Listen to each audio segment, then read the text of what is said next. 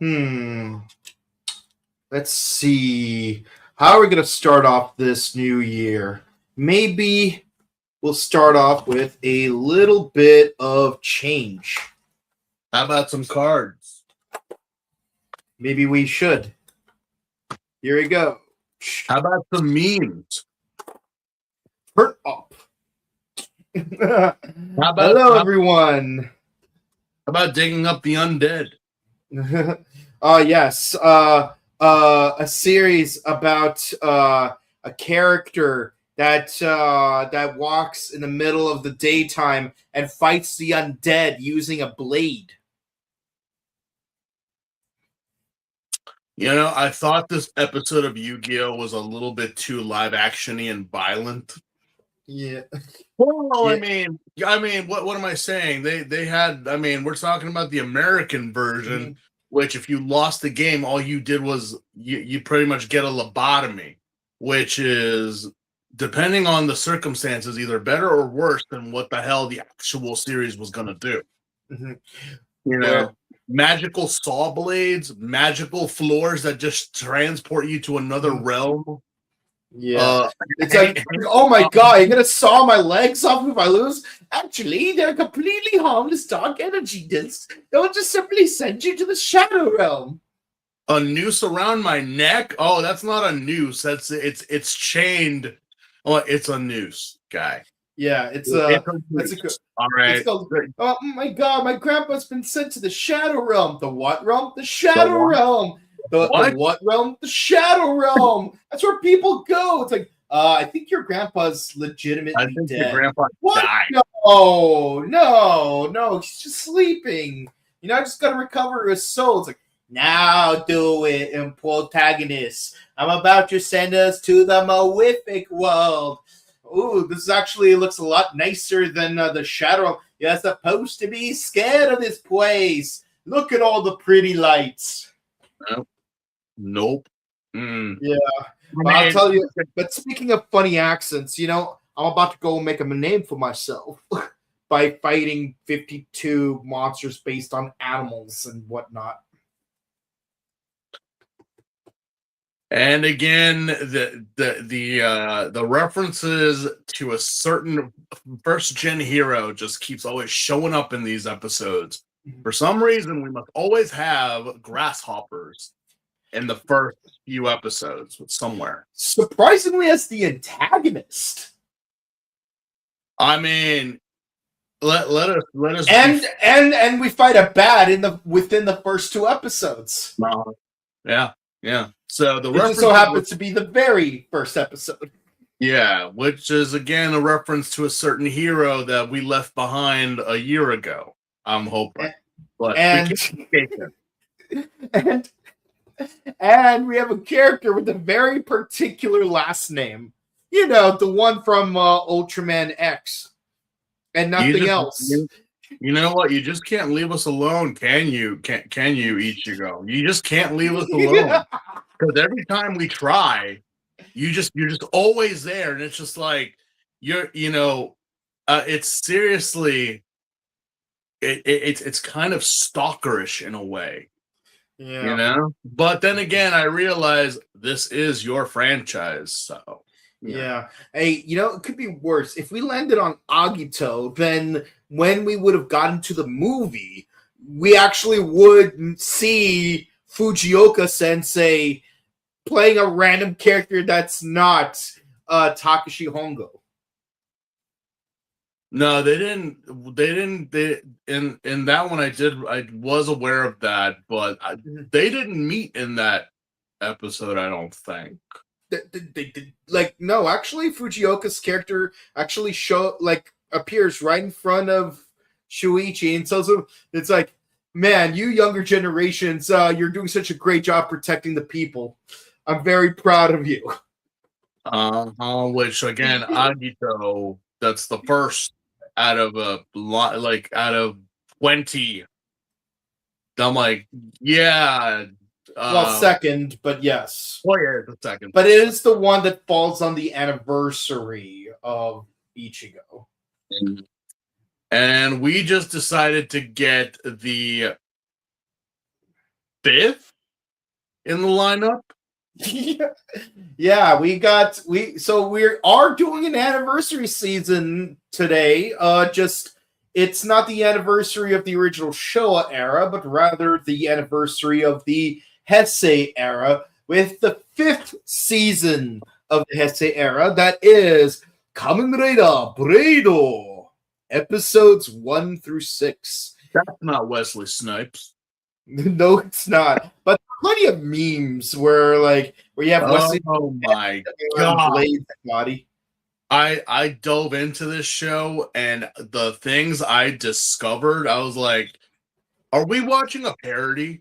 Are we watching like a joke series?" No, it's not. It's just that this show has a history of bad acting, bad dialogue, some plot holes that we're gonna be like, wait, what? And also, just like certain shots and certain decisions made by the crew that are like, why? Why? I thought, wait, this can't be real. Like, there was so much behind the scenes at stuff that was going on that they thought it was a good idea. Like, oh, what if we do this? What do we like? And too many of a good thing can be a bad thing. Years later, that the reason why Blade is considered like one of the best earlier Heisei is because of the memes. Because of what we got out of it, not because of the story. As that's my understanding from both the American and the Japanese side of things. Because obviously this is the first time I think that our main hero has a so-called y'all accent, kind of like your stereotypical Texan, how he speaks in his dialogue and reactions from people. I'm like, shouldn't you be terrified? I don't think you're terrified. It kind of, if you go back and look at early 90s TV shows, or whatever, I'm like, shouldn't you be scared? Why don't you look scared? You kind of look like you're just forcefully acting. Which again, Blade being an earlier Heisei, can we give him some slack here? I mean, Fies wasn't. Fies was literally friends. Yeah, Fies in spandex. Fies was not again, we don't watch these things to be like, oh, they're cinematic masterpieces. No joke. I've actually had people watching videos and stuff compare the early Heisei to now, and it's like, okay, besides the gimmick running, what is it that you guys love more about this era? And it's just the writing was good. It was almost watching a movie, and I'm like, well, the film itself Blade is actually the last Kamen Rider series to run at 60 FMP.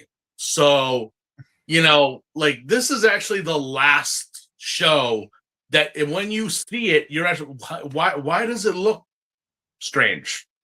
Why does it look so glassy? Why does it look so that was kind of the standard back in the day. It's kind of like their version of high def, but really it just made it seem like there was a lens in front of the lens. It just made it felt really weird watching, because it's it looks more sepia, for lack of better words. One of our commenters even brings it up. Hold on, I'm gonna skip ahead to one of the comments. By the way, a lot of people are commenting. But we got a lot of people in the comments, and I appreciate that. Thank you guys. Yeah, it's not gonna lie though, the filming looks weirdly sepia, like a Japanese version of Mexico in American films where everything is more yellowish when the scene is down there. Yeah, Nemesis always had a good eye for that stuff. No, he's absolutely right. Because when you look at most shows from the early 2000s, live action shows, and that's seriously, that was a thing back then. Because we were used to our our television broadcast standards, but then when you saw something from Japan, you're like, why is it?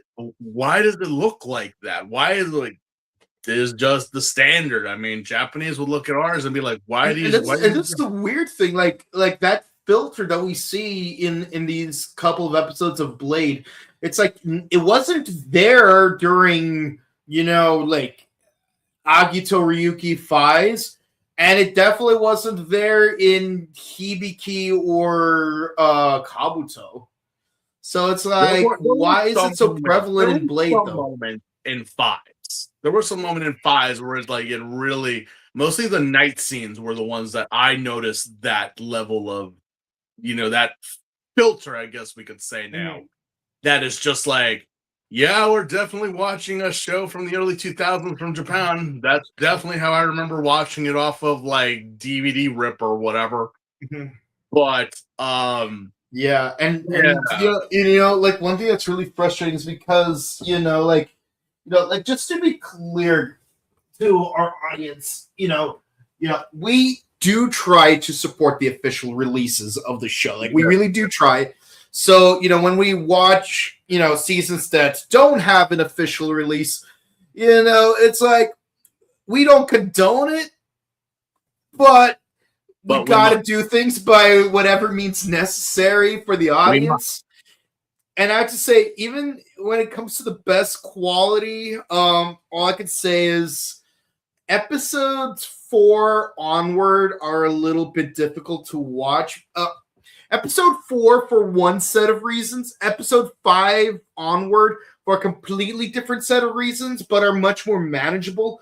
But man, sitting through episode 4 let's just say it's the second hardest episode to watch.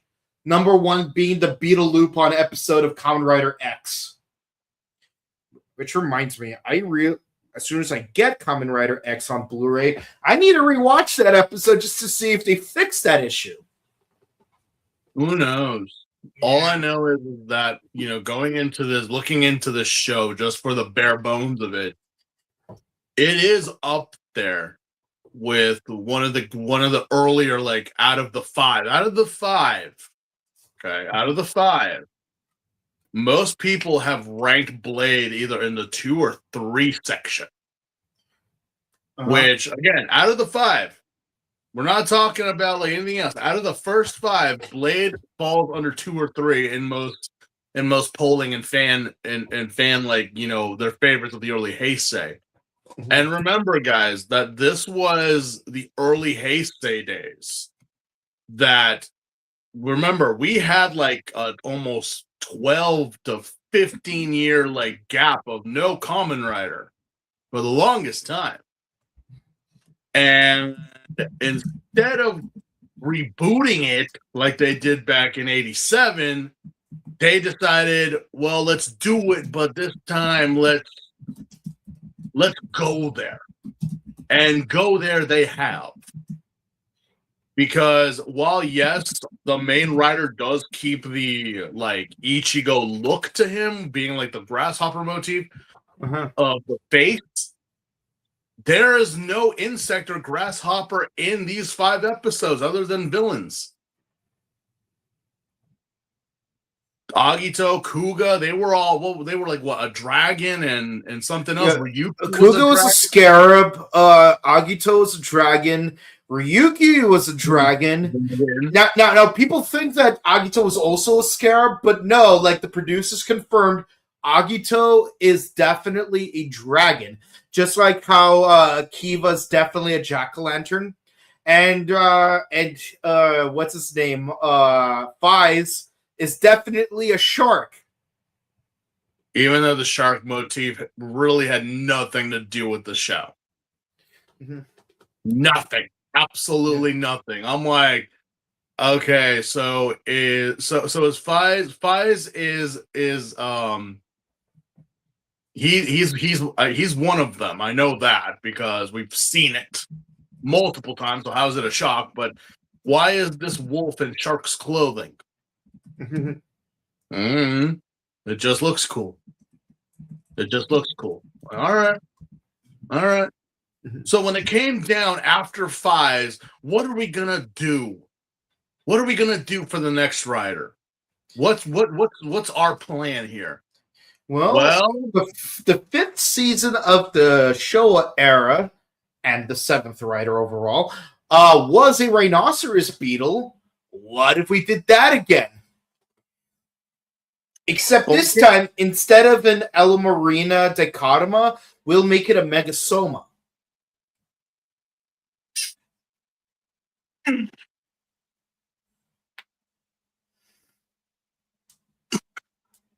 It's this boy. Yes. A megasoma. Mm-hmm. I love that word, megasoma. It is literally a giant Hercules rhinoceros beetle. Mm-hmm. But we can't just repeat what we did with the past. What do we do? How do we make them different? Let's add a gimmick. Cards. Cards are actually very big right now. Yeah, Nintendo started out as a card company. Yeah, a lot of people know that Jaka, the Jaka series, their card gimmick actually had Nintendo printed on the cards. So they got the power of Nintendo before X-Aid did. Yeah. Heck, I even had an idea for a Nintendo-themed Kamen Rider called Kamen Rider N, where he would use game cartridges to use his different forms and powers. And Star Fox would basically be his motorcycle, Machine R-Wing. As long as the motorcycle doesn't blow up. Yeah, no, but it can do a barrel roll. Yeah, anyway, cards were very big at this time. This was around the time 2005?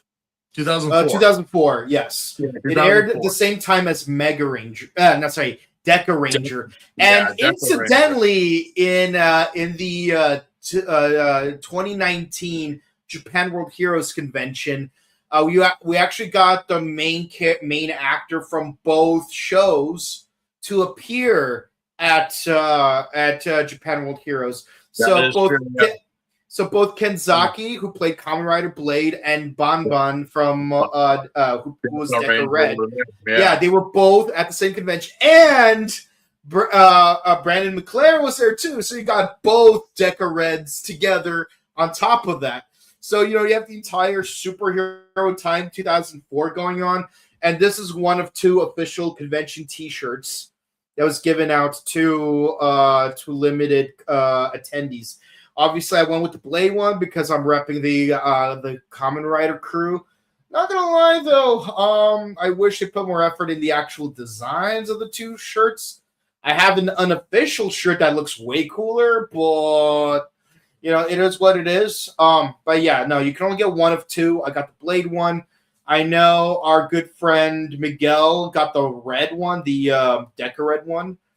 But because we're doing Kamen Rider Blade, I'm repping my Kamen Rider Blade convention shirt. It's just one of those things, early 2000, 2004, Yu-Gi-Oh! Was big. It was in the States, and so they decided, why not? In fact, even Nintendo was bringing out their own card gimmicks with the e-reader for the Game Boy Advance. I remember those. So cards were everywhere at this time, but in a more available and reliable play of purchase.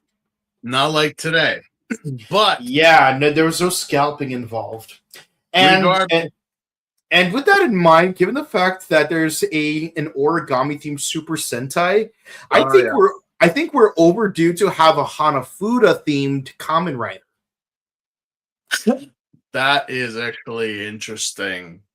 That actually got and I do remember seeing in some groups online that was being shared around. I did not know that. way before this he was official. I remember I was like, I've seen that before. And yeah, it was I was like, wow, really? So this kid actually submitted and it actually got turned into. Yeah, I even saw pictures. I don't know if they're real pictures, but I saw pictures of a DX origami Zord. Like, yeah, I did see yeah, that. I was wondering, yeah. like, are you actually going to release that just because? I mean, you should because it's not official. And it's called Original Sentai Origami Range Origa Rangers. And yes, we will discuss that when we go into number one Sentai Gojuger later this week. But I'm not gonna lie though, even though it's just a weapon Zord, the frog one looks so bloody cool. And I'm not just saying that, because of our mutual friend. I mean, the Frog Sword legit looks awesome. And let me tell you, if they did release it even as a P Bandai, I'm buying that P Bandai. Anyway, let's get Yes. back. Let's get down to business with 2004 Kamen Rider Blade. Yep. We start with the Indigo Rider. Yes, the episode 1, the Indigo Warrior. Yeah. Weirdly enough, not a lot of stuff happens in the first couple of episodes individually. Like, you could mainly summarize it as two particular things happen and you're good to go, but they kind of like flow in through each other. Where, like, after episode 6, it's not so much like two-parters or like episodic one-offs. It's more like it's an ongoing series after episode 6. Kind of like Build. It did feel that way, honestly. Yeah. Although sometimes I'm like, wait. Weren't you the one asking for help and now you're helping the support? Mm-hmm. I mean, that was one thing that I literally questioned in the first episode. Yeah. Because what we see in the first episode is a Kamen Rider of all things. A rider already driving on the beach, going to some area, and apparently this Kamen Rider has support. Mm-hmm. And this support is none other than Nerve headquarters. Apparently, they also tapped into Kamen Riders, not just Ava unit. Yeah, except they call themselves Board now. Tell me that was not an Ava reference right there. Oh, it totally was. Like, especially the way they treat their writers. The way that it was presented, the way I was like, this is fucking Nerve, isn't it? Yeah. This is straight up Evangelion right now. Like 100%. All we need is some asshole who neglects his son up there with his hands, with his glasses. How about an asshole that neglects his daughter? Would you settle for an asshole that neglects his daughter? That was another thing I said. I was like, whoa, hold on a minute. But then again, I was like, I swear to God, if she turns into a Kamen Rider, but then we don't have a female writer in this show. Not yet. We don't. I mean, we did in a movie, but not on TV. Well, actually, technically, we did on TV, but only temporarily. I'm just like, I swear to God, if you're going to tell me that these suits are made out of people. But anyway, yeah.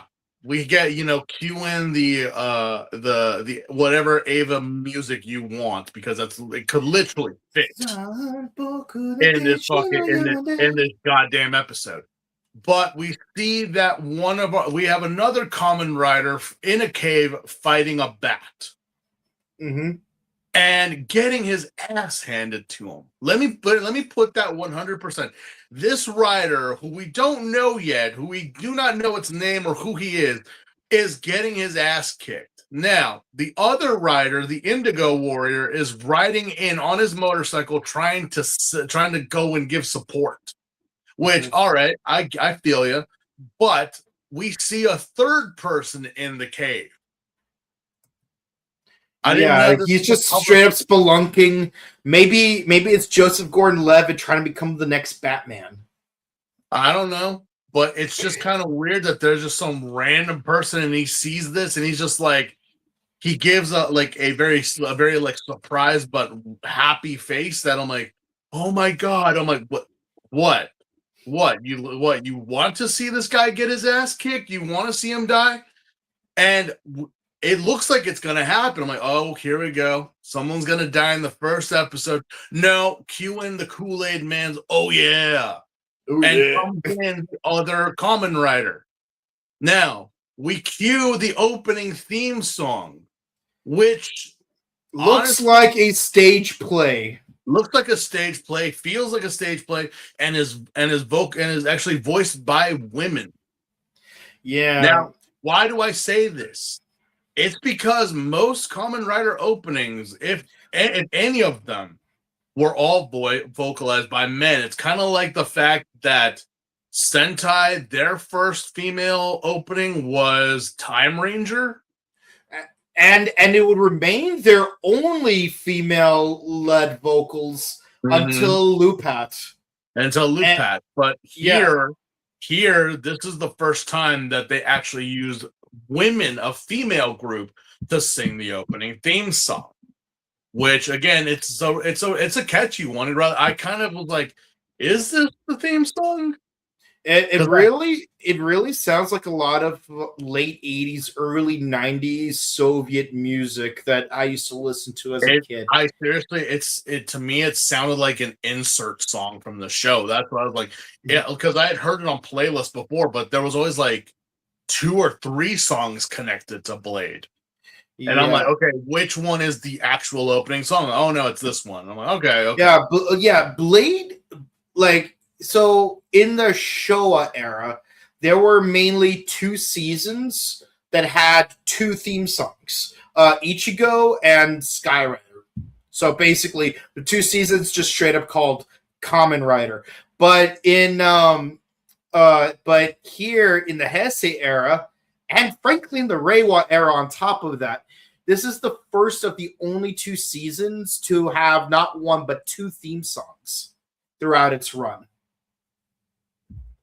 Which again, I can either love or hate, because I'm like, I don't know. I always just stick to this one and then I just don't listen to the other one. But it may grow on me as we continue. Yeah. Anyway, it does look like a stage play, though. Yeah, it really does. And there's this one part where what's her face is like trying to kick a plastic bag. Yeah, that's the part that gets me the most. What was up with that? Oh, I'm like, yeah, plastic bag. Okay, like that gave me like American Beauty vibes, where it's like, he's just like filming the plastic bag. It's like, oh my god. Not gonna lie though, like when it happened on Family Guy was even funnier. But yeah, so we fast forward through the opening credits, and we do see that they are in hot pursuit of the bat. Yes. And apparently our support, our Indigo Warrior, he's the one that gets his ass kicked in this moment. And I'm like, wait, wasn't your partner already like injured and whatnot? Because out of nowhere, our other warrior, which is a burgundy color, kind of looks like they all have card motifs, obviously. Apparently, our Blade is the ace. Yep. He's the ace of clubs. And this one, I think, is the ace of diamonds. Yes. So a little bit of Dan Brown for you guys. Spade is another word for spade is blade. This also applies to tarot cards because they use the same 4 suits. Diamond is also known as galleon, which is where Garen gets his name. Galleon, a chalice means cup, and it's associated with the heart. And then finally, Liangle is, the angle, which is the wand or the club.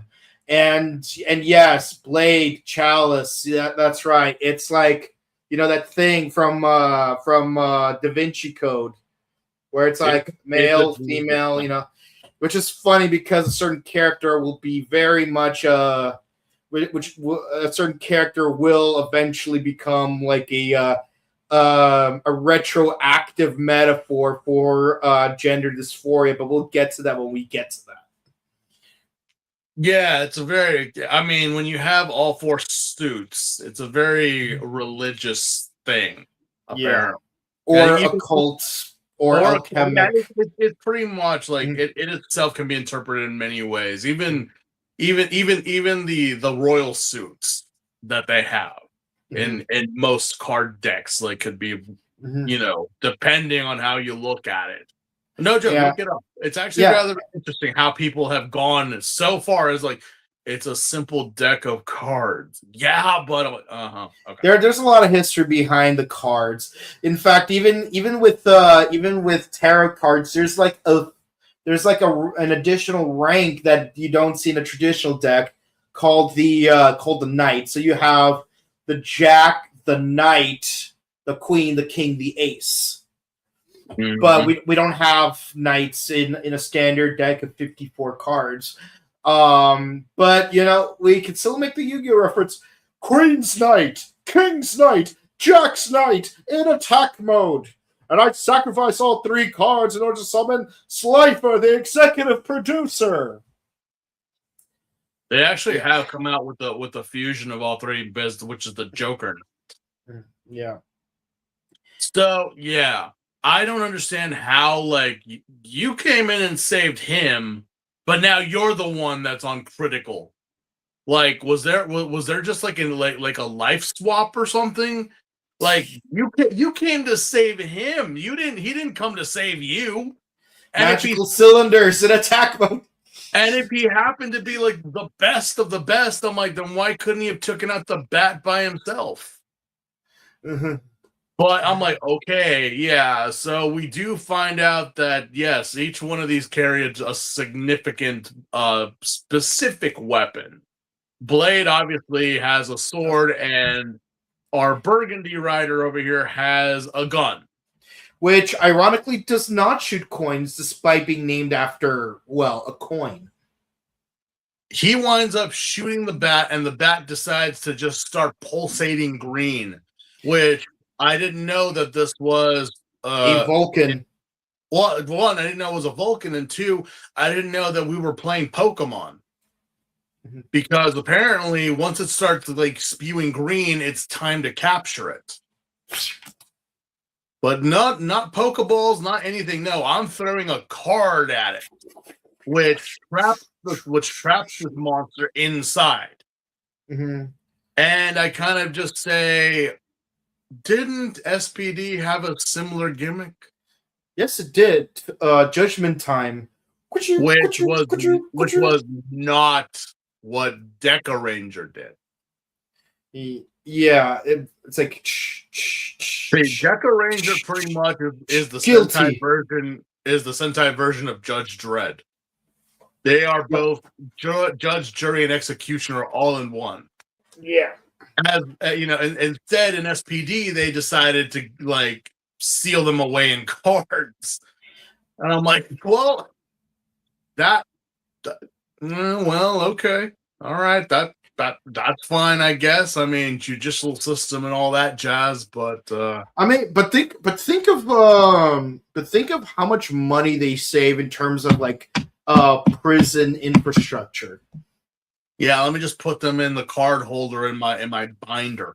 Yeah, that way, you know, because prisons tend to overflow, and you have to spend a lot of money on like food and medical attention. But like, put them in cards, and it's like you're good. Yeah. Heck, you know, they kind of took the idea from Time Ranger and just made it more. You know, when you think about it, Time Ranger it's kind of a regression of Deca Ranger because I don't know, putting prisoners into cards feels a lot more ergonomic than turning them into action figures and then putting them in capsules. Well, but yeah, apparently once you kill or defeat the monster, you have the card now, which is apparently an upgrade to what they do. Yeah, basically each one of the 52 undead have a particular ability. In the case of the Bat Undead, it is the 9 of Diamonds, which allows you to see from far away. An ability that seems kind of redundant when you watch a later episode. So the enemies in this show are called the Undead. Yep. They are just known as the Undead. All right. Yep. So each one represents one of 52 dominant species on Earth. I don't know why certain one. I don't understand how a tapir is considered a dominant species. While, say, for example, I'll say, for example, a giraffe isn't, or a hippo, because I would say a hippo might be a little bit more dominant than a tapir, but it just so happens that humanity as a species is the two of hearts. Again, I didn't make the ranking here. Yeah. Anyway, but somehow all four aces, well, 3 of the 4 aces are all insects. Oddly enough. Yes, the heart, the club, the ace, and the club. The club is an arachnid. No. I'm sorry. The diamond. Yeah. Diamond and ace. Diamond and spade are both beetles. Heart is a praying mantis, still an insect, not a beetle. But at least we don't have a beast morphers type of situation with this.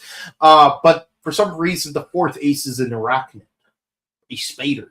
Not to be confused with tarantula, which we're going to get into way later down the line. Mm-hmm. But yeah, they defeat the bat and they decide, and then we finally get to see our 2 riders unmorphed. So now we have Blade, who is. I'm never good with names when it first comes onto it. Kenzaki. His name is Kenzaki. Mm-hmm.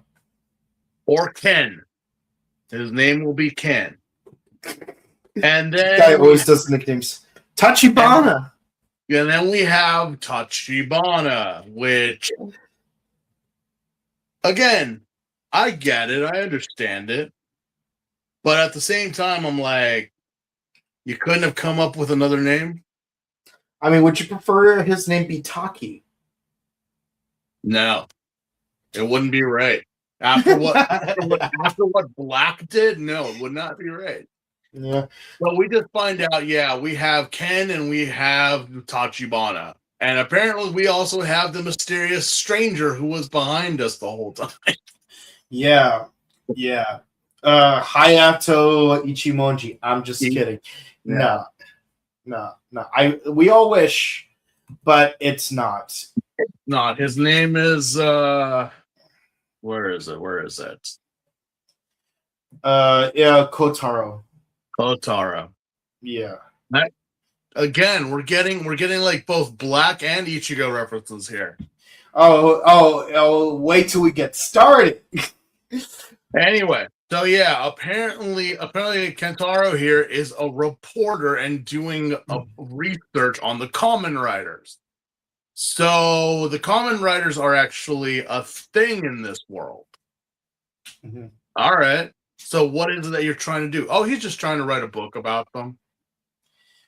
But if they're already a thing in this world, shouldn't that already be public knowledge that they exist? Or is it like another secret organization type of thing where... And if they're a secret organization, 1, how do you know? And 2, what makes you think they'll let you get away with publishing stuff about them? Well, that's a very good question. But we don't know because, our boy Ken just decides to say, fuck off and don't talk to me. And then he goes to the White House, or what it means to be to look like said White House. It's actually the secret organization of Board. No, not that board, the other board. Think of game. Yeah. Yeah. So apparently it's not underground. There's not an underground city. It's literally just the makeshift White House that has the big logo on the side of it, and it's all called Board.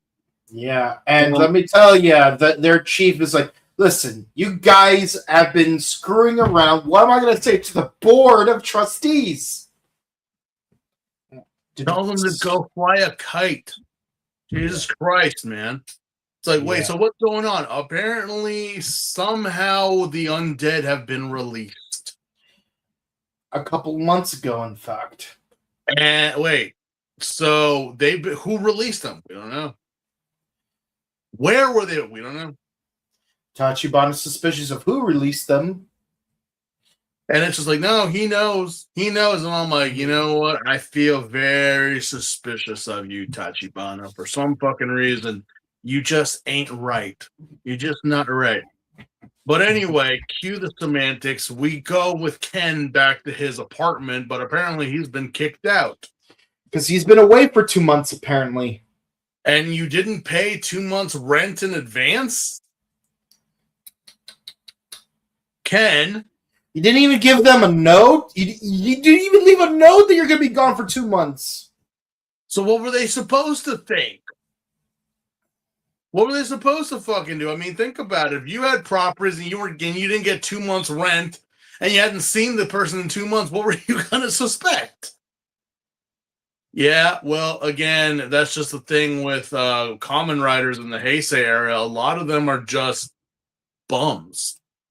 Like, they have nothing. Oh, and that was memed to death because it was like, oh, what are the occupation of the show writers? A scientist, a reporter, a professional athlete, what's called another scientist, jungle man.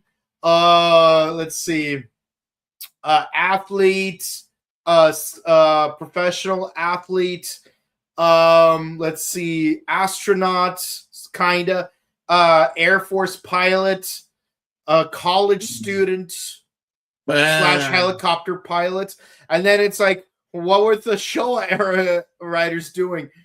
Being a bum with a vegetable garden, being an intern, bum, okay, assassin, chef, bum,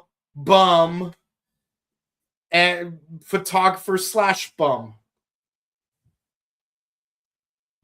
Yeah, we're kind of just sticking it to the man here, where we don't need a 9 to 5 to be a superhero. Anyway, somehow Clark Kent makes it work. He's got super speed. Of course, he can make it work.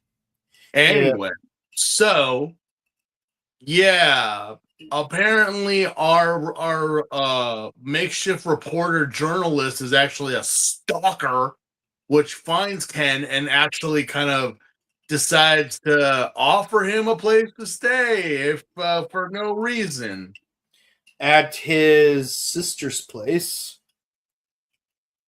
At his sister's place, yeah. Apparently, this kid comes from money up there. Yeah, but they own property, but because certain family members died prior to the events of the story, they are left with the deed to the house. Basically, it's the after game for Pokemon ZA. Yeah, it's pretty much just they have property and land, but they really haven't maintained it. It's not really anything to talk about. It is something to like mention in conversation, but it's like we're not staying at we're not staying at a Beverly Hills mansion here. I mean, it's a nice house. It is. Could use a little bit of TLC though. Mm-hmm. But apparently our photographer boy loves to drink milk. That's just his thing.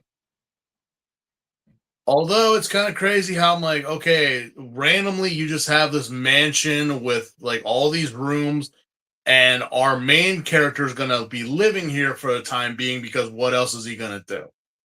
Mm-hmm. I kind of feel like, wait, why so many rooms? We're going to move everyone in here, aren't we? Pretty much. Yeah. So already, we have Kotaro's sisters living there. Haruka Kurihara, her daughter Amane. We don't know what happened to her husband, but it is presumed that he's dead. Yeah. And a mysterious tenant named Hajime.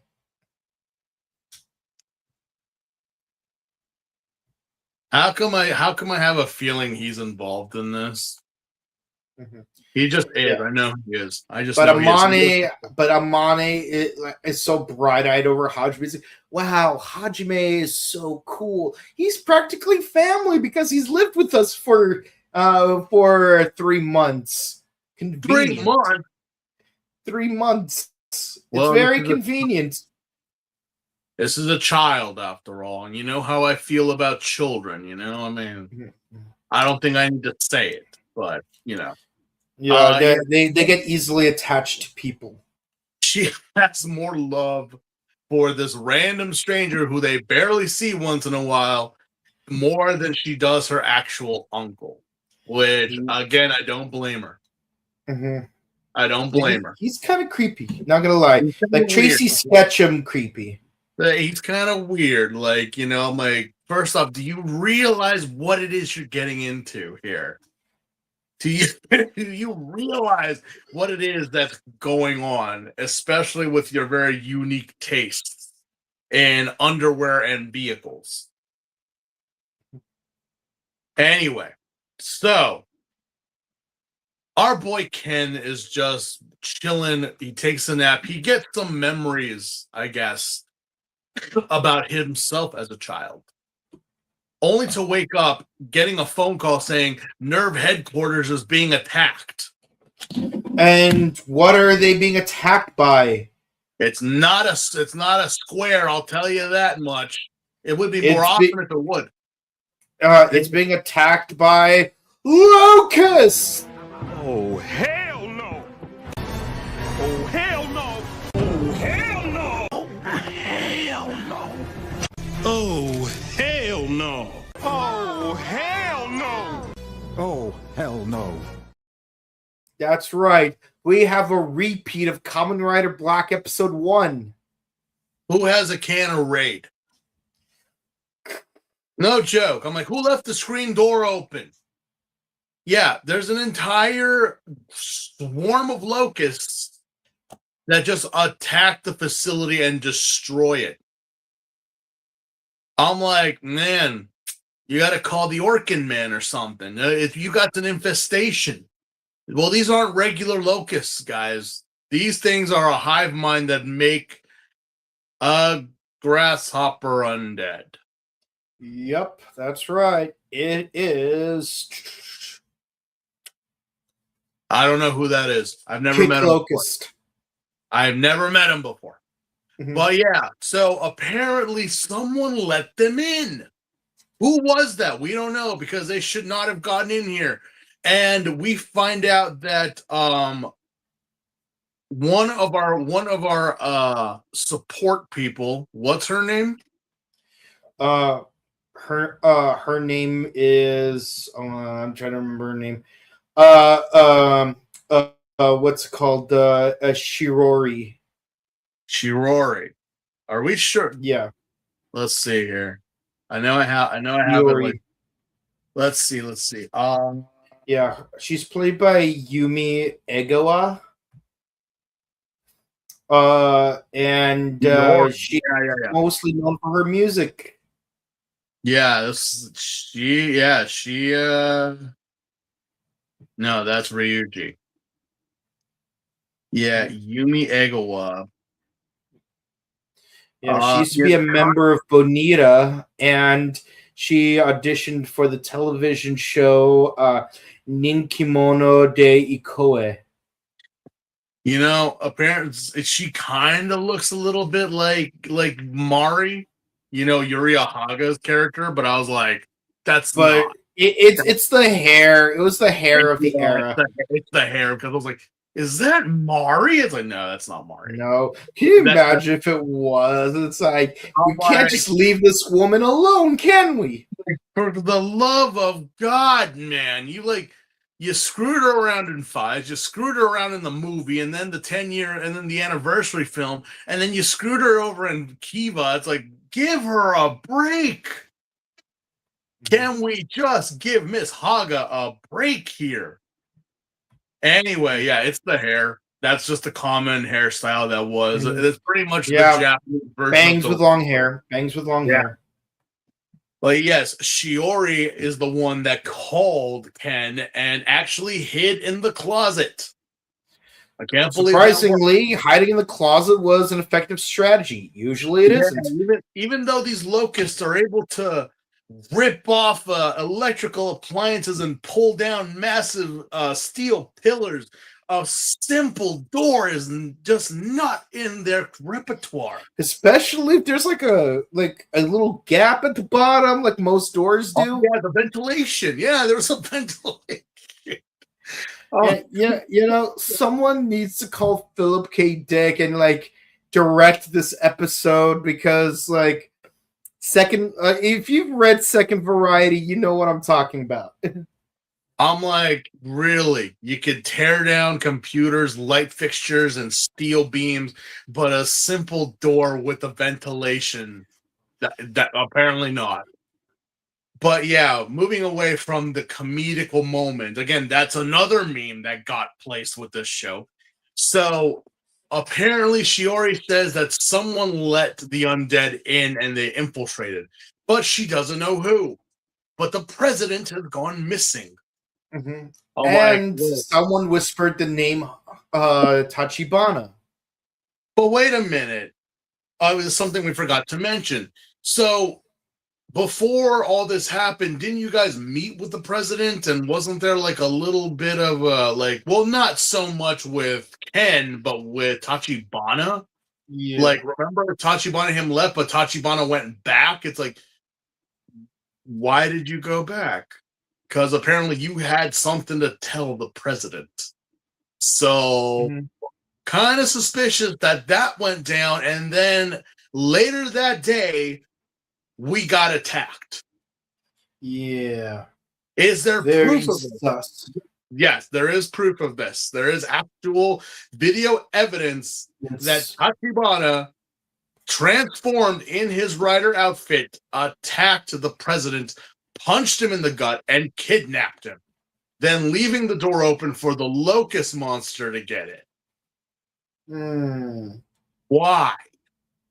Why did you do that, Tachibana?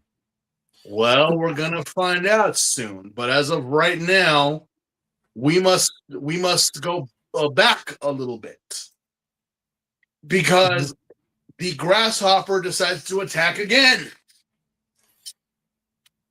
And here we go. The meme that everyone keeps going on of this show, this battle between the grasshopper and Blade, we see Tachibana in his Kamen Rider outfit looking from the background, just watching Ken menacingly. I don't know how you could say menacingly. They all have a pretty stagnant face. But he's watching him from behind the trees menacingly. We really need to get that SpongeBob clip. He's just standing there. Because that's pretty menacingly. That's pretty much what happens in a lot of these episodes. I have come to find out. Yeah. Yeah. This is a meme that gets, again, bless the actor who did it, but man, did Japan really go at it with this one. When he says the name Tachibana, it wasn't picked up earlier, but when he says Tachibana, he's actually, how they said it, he's actually saying it like, instead of Tachibana, he's saying like Tachibana, like a country. Tachibana. Yeah. So it's like, so he's like, and sweet boy Tachibana. It's not the fact that the kid is from the countryside. No. I guess he just has a lisp or something that I was looking into. Tachibana. Okay. So he's not from the country. He's not okay, but yeah, okay. But the way he was saying it, that got memed to shit because it's like, oh, just play the guitar and banjo at this point. It's like, so I'm gonna see Sakuya Tachibana. Imagine Tom Hanks' voice going like, it's like, I'm gonna see Sakuya Tachibana. Yeah, just have that Forrest Gump type, Yeah. Mama always said life was like a box of chocolates. Life is like a deck of cards. Never gonna know what you're gonna draw.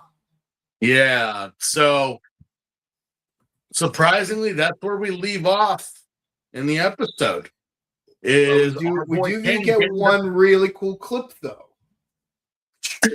I mean, Ken is getting the tar beat out of him. What's gonna happen? You have to tune in next week to find out. But luckily, we can just go right now. Yep. So yes, next episode. Let me see. I have it written down here. Next episode, The Mysterious Rider. So we pick up where we left off. Ken is getting the tar beaten out of him, but he winds up miraculously beating the thing. Because apparently, again, just like Pokemon, if the belt that they have cracks open, that's where the gas comes out, and that's the cue to throw the Pokeball. Yeah. And because it's a grasshopper, I'm like, let me guess. Because we don't have one yet, this is where Ken gets the rider kick from. Yeah. Yep. Because it's a grasshopper, this is because we actually do see it later on. He uses the grasshopper to use for the rider kick. References. Yep. But afterwards, he does see Tachibana, and Tachibana just stares at him and walks away. And he continues to call out to him even now that he's demorphed. And he's like, Tachibana, what are you doing? Why have you betrayed us? Oh, because this is a reference to Live Man. Yeah. Dear friends, why have you given yourselves to the devil? Yeah. No doubt that's actually how the show starts every episode. Yeah. Anyway, so we cue the opening montage. And again, that bag kicking. What is with the bag? What is with the drinking of the milk? Yeah. I'm like, yeah, I mean, it'd be interesting if Hajime and not Kotaro was the one drinking milk, because it would be an interesting quirk for him in particular. The only quirk that Ken has is just the way he says things. Like, God. Yeah. But you know what's funny is that no one actually drinks milk on the show. No, freaking what's his face? The reporter guy does. In the theme song, yes, but no, but in the show, yeah, in the first episode, because only one time. Yeah, but it's like that's like, oh no, that's his thing. That's like a thing. See, at least with Ichikawa from Ghost in the Shell, you see him drink milk regularly. I will say that, hey, at least it's a thing that that they do. It's like, oh, that's just their thing. That's just their thing. As for how the bag thing, like that makes I don't know. The keyboard thing, okay, I understand, but the kicking the bag thing, it's like this ain't American Beauty. Yeah, I don't know.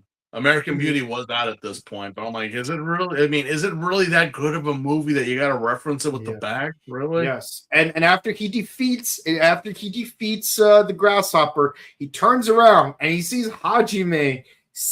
No, not Hajime. Tachibana standing there menacingly. He's just standing there menacingly.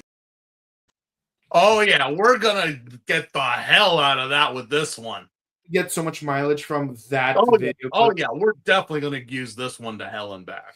Yeah, especially in the season. Oh yeah, because that's all they do. That's all they fucking do. Yeah. Yeah. So that whole scuff got ended, but now Ford has been completely destroyed. Ken is homeless. And I guess also Shiori has nowhere to go now. Yeah, so she needs a new place to stay. Guess where she's staying? At the Jacaranda. Just like everyone else. And apparently she brought a lot of stuff with her. Yeah. And apparently, like, very first thing she does is call Kotaro a pervert. be as it may, I mean, you can call him a sneak, you can call him a creep for some things, but not in the way you think. And to call him a perv, I'm like, you know what? That's going just a little bit too far, Shiori. What has he done to get that from you? Oh, because I'm a girl. He has his sister and his young niece living here. He's not living in this mansion by himself.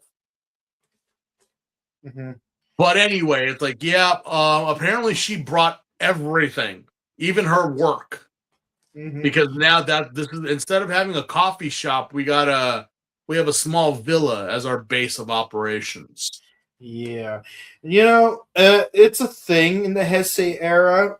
I mean, a little bit in the Showa era, but even more so in the Heisei era. There's always some coffee shop that everyone's always frequenting. The only difference is that in Fies, they decide to mix it up a bit and make it a laundromat instead. Yeah, the laundromat was a thing. Yeah, that was a thing. But yeah, now it is to go with the mystery of what happened. How did this all happen and why? Apparently Shiori does dig up the surveillance from that day. And yeah, like I said, we do see a confrontation between Tachibana and the president for some reason. We don't really hear what happens because, yeah, we had security cameras back in the day, but we didn't have audio with those cameras. Sue us. That's just how things worked back then.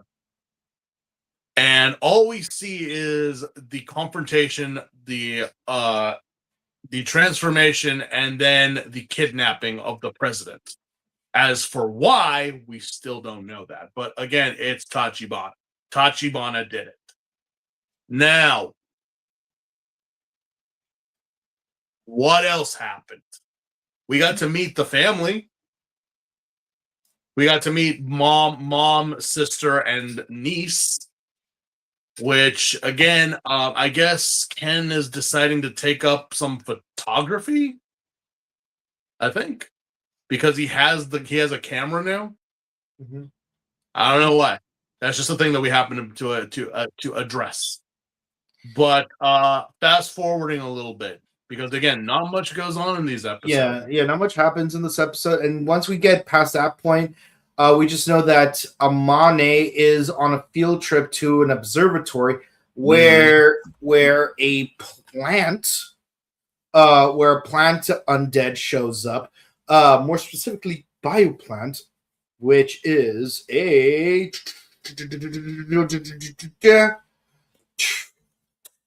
7 of Hearts. Yeah, it looks kind of like a rose, but I would say no, because it just looks like a generic plant. The thing is that they find this out because, again, Shiori brings her work with her. Apparently, she brought the whole command center in her room. Mm-hmm. Yeah, remember when Ken Watanabe put everything inside a semi? Yeah, yeah.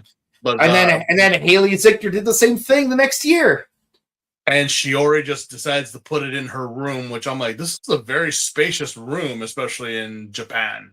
But they are in the countryside, so I'm like, yeah, okay. If you were in the city, I'm like, okay, yeah, what are you paying for this level of rooms? Mm-hmm. But let's be honest,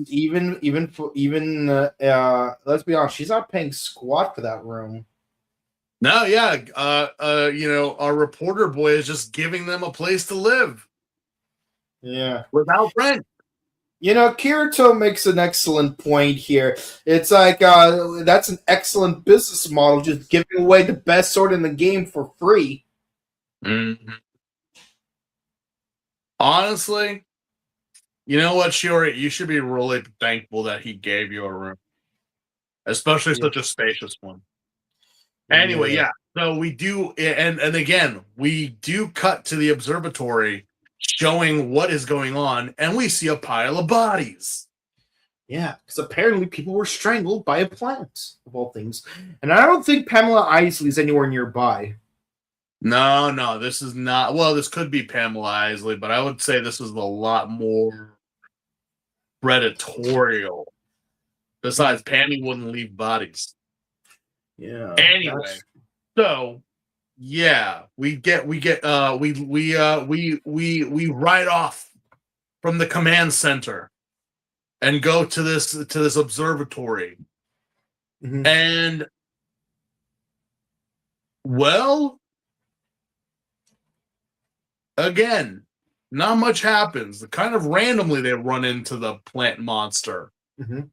Because at first they see nothing. They're like, wait, what's going on? It was here. Like, yeah, it's gone. But then they randomly bump into it again. Mhm. But And from behind the bushes, there we is see- someone standing there. Menacingly. menacingly. He's just standing there, menacingly. Yeah, no joke. What is up with everyone being creeps in this show? Yeah, what do we see? We see another rider. A mysterious black one that looks very different from the other two. I'm like, so wait, there was more of you? Why do we Yeah. only get two? It's like, yeah, we don't know yet, but apparently, yes and no. There is another rider, but it's not like with you guys. He does run interference with the plant. Mhm. And this rider, I'm like, oh, what's his weapon? It's a bow and arrow. Oh, nice. Kind of Which works. means it's both long range and melee. Kind of works with the heart motif, you know. It really does, because I'm like, bow and arrow. All right, okay, Mhm. I get it. Mhm. I kind of Very feminine. I mistook it for a wasp, just by how it looked, but apparently it's a mantis. Yep, it's a mantis. Like, and when we see his later form, like he actually does have like twin sights. Mm-hmm. Don't know why it took him having like a final form to do that, but yeah. But I'm not gonna pretend that I didn't make my own a custom blade builder lightsaber based on him. You know, where I would just have two curved lightsaber blades that would just combine into a bow. That would shoot plasma bolts and whatnot. A lightsaber as a bow and arrow. Yeah. But yeah, I mean, again, not much happens besides the defeat of the Rose, which again, our Hearts boy here winds up taking that upgrade. Mhm. And we end the episode with, we go to the viewing globe. It's Where the we could president. Or at least a hologram of him. Yeah, a hologram of the president. Riders with attitude. Don't even. Yeah, that Yes. was episode 2 of our show. Episode 3, their secret. So yeah, this one kind of focuses a bit on Shiori, just a little bit. So apparently the hologram is able to speak to our riders for some reason. I'm like, yeah, hopefully we don't get flagged by Fox here. Mm-hmm. This seems very similar to a show I once watched as a child. Gee, But I wonder will what kind of show that was. But I will not say, because copyright. Anyway, so yeah, Shiori tries to crack the password to find where the president is. Yeah, and she tries everything. Ranger Series Red, Nitro Zord, High Octane Megazord, and at the end of the day, the password was Ziggy. Ain't it always the way? Mm-hmm. Once she figures it out, apparently the president tells them about the story about the undead. which apparently there was a battle royale of the undead long ago. And apparently, for some reason, which always makes me scratch my head, human beings came on top. Yep. I mean, well, let's not go into Golgum because their train of thought is stupid. But I mean, somehow Two of Hearts ended up winning. The Fangires, the Invis, the Orphanox, all of them. I'm like, far superior beings with powers and abilities above human standards. And you're telling me that a bunch of apes beat them. Yeah, what's really interesting is like you see like all these undead representing like their respective species. You get all these beetles and a bat and a grasshopper and a deer and a bunch of other things, the movie, but somehow the human undead ends up winning. Now, you're probably wondering, what does the human undead look like? Well, we'll find out soon enough. And let me tell you, I'm going to laugh my butt off when by the way, I don't know if you've already watched the season already, but no, but I did go with some synopsis and research, so I do technically know. Yeah, what is going. It's funny what the human undead looks like.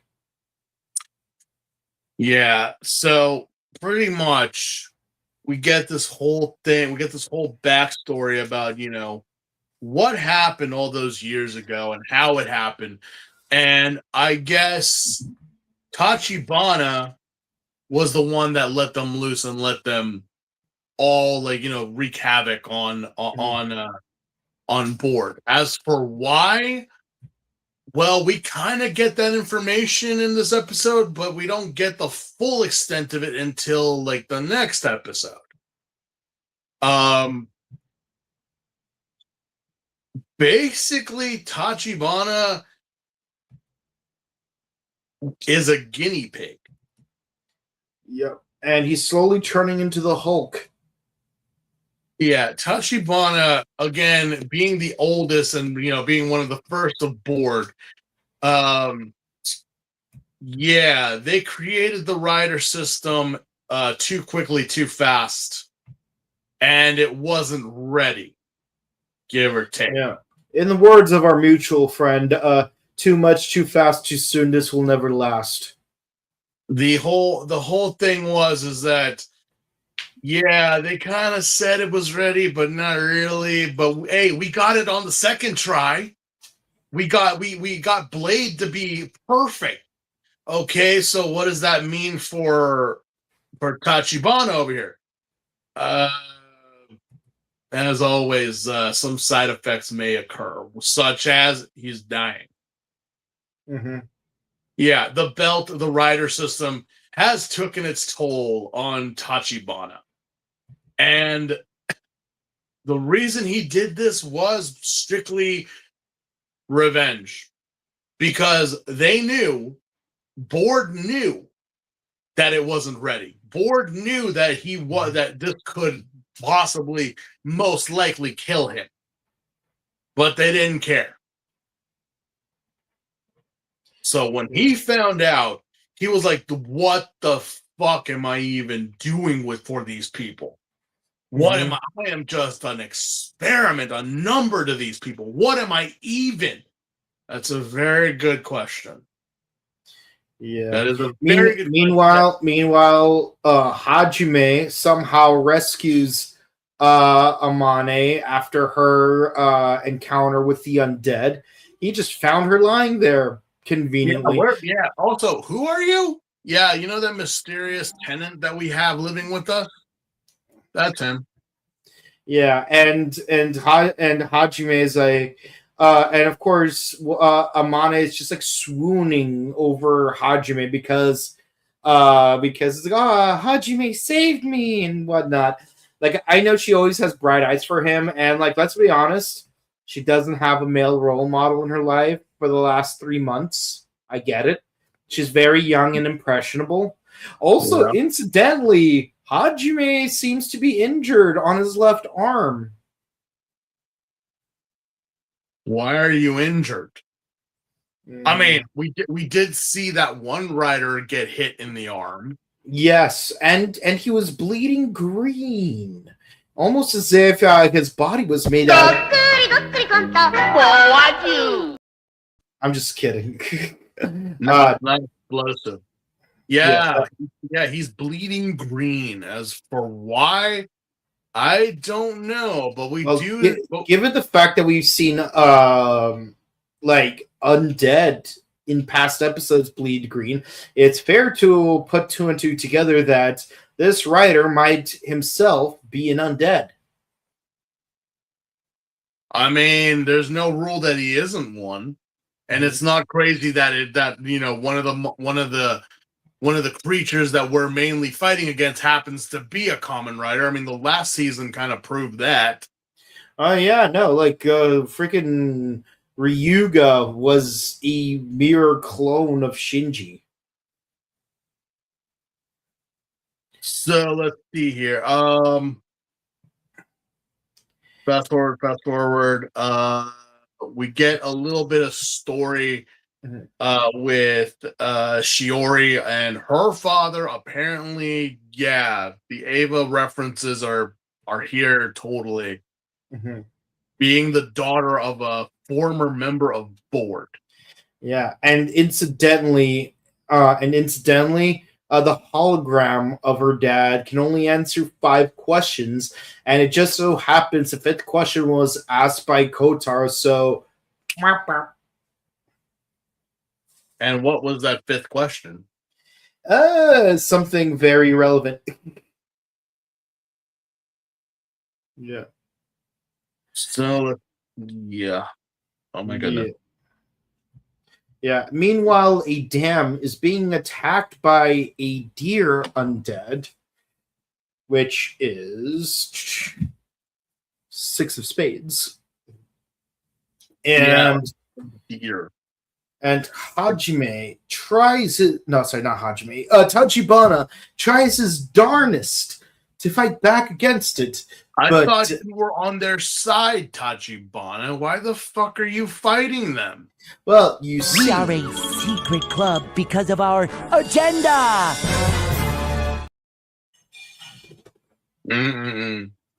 Yeah, because again, we have that whole thing about Ken coming in and saving Tachibana from the deer.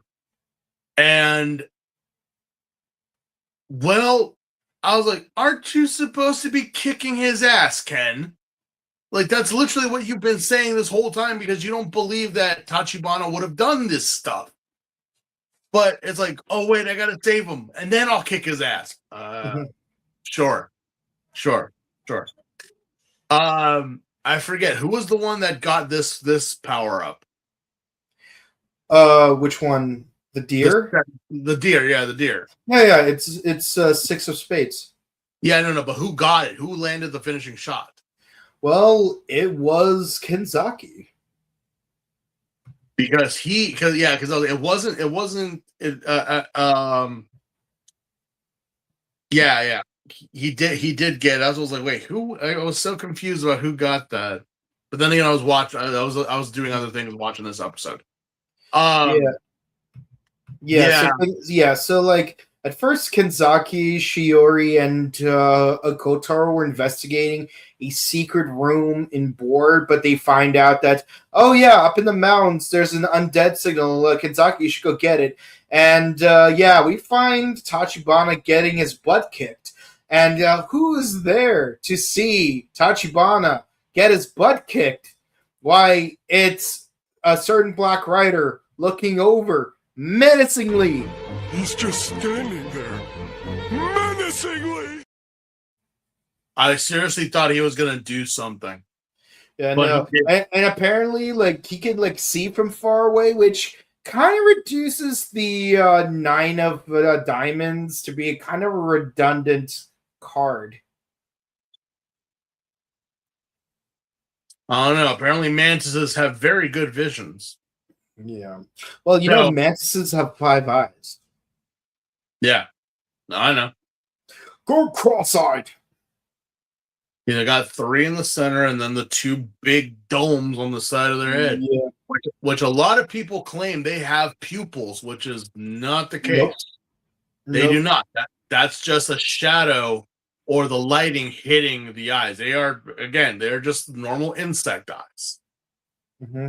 So yeah, composite eyes. Yeah. Anyway, compound is what I meant to say. We do get that beautiful moment of, which every Kamen Rider must have, is beating up a friend at the beach or at a mountain or whatever. We get it pretty early here with, again, Ken and Tachibana. And like I said, he demands to know why he attacked Board, and he pretty much said what I said earlier. It was simply because of revenge. They used me, Ken. Mm-hmm. I was nothing but a tool to them. They didn't care.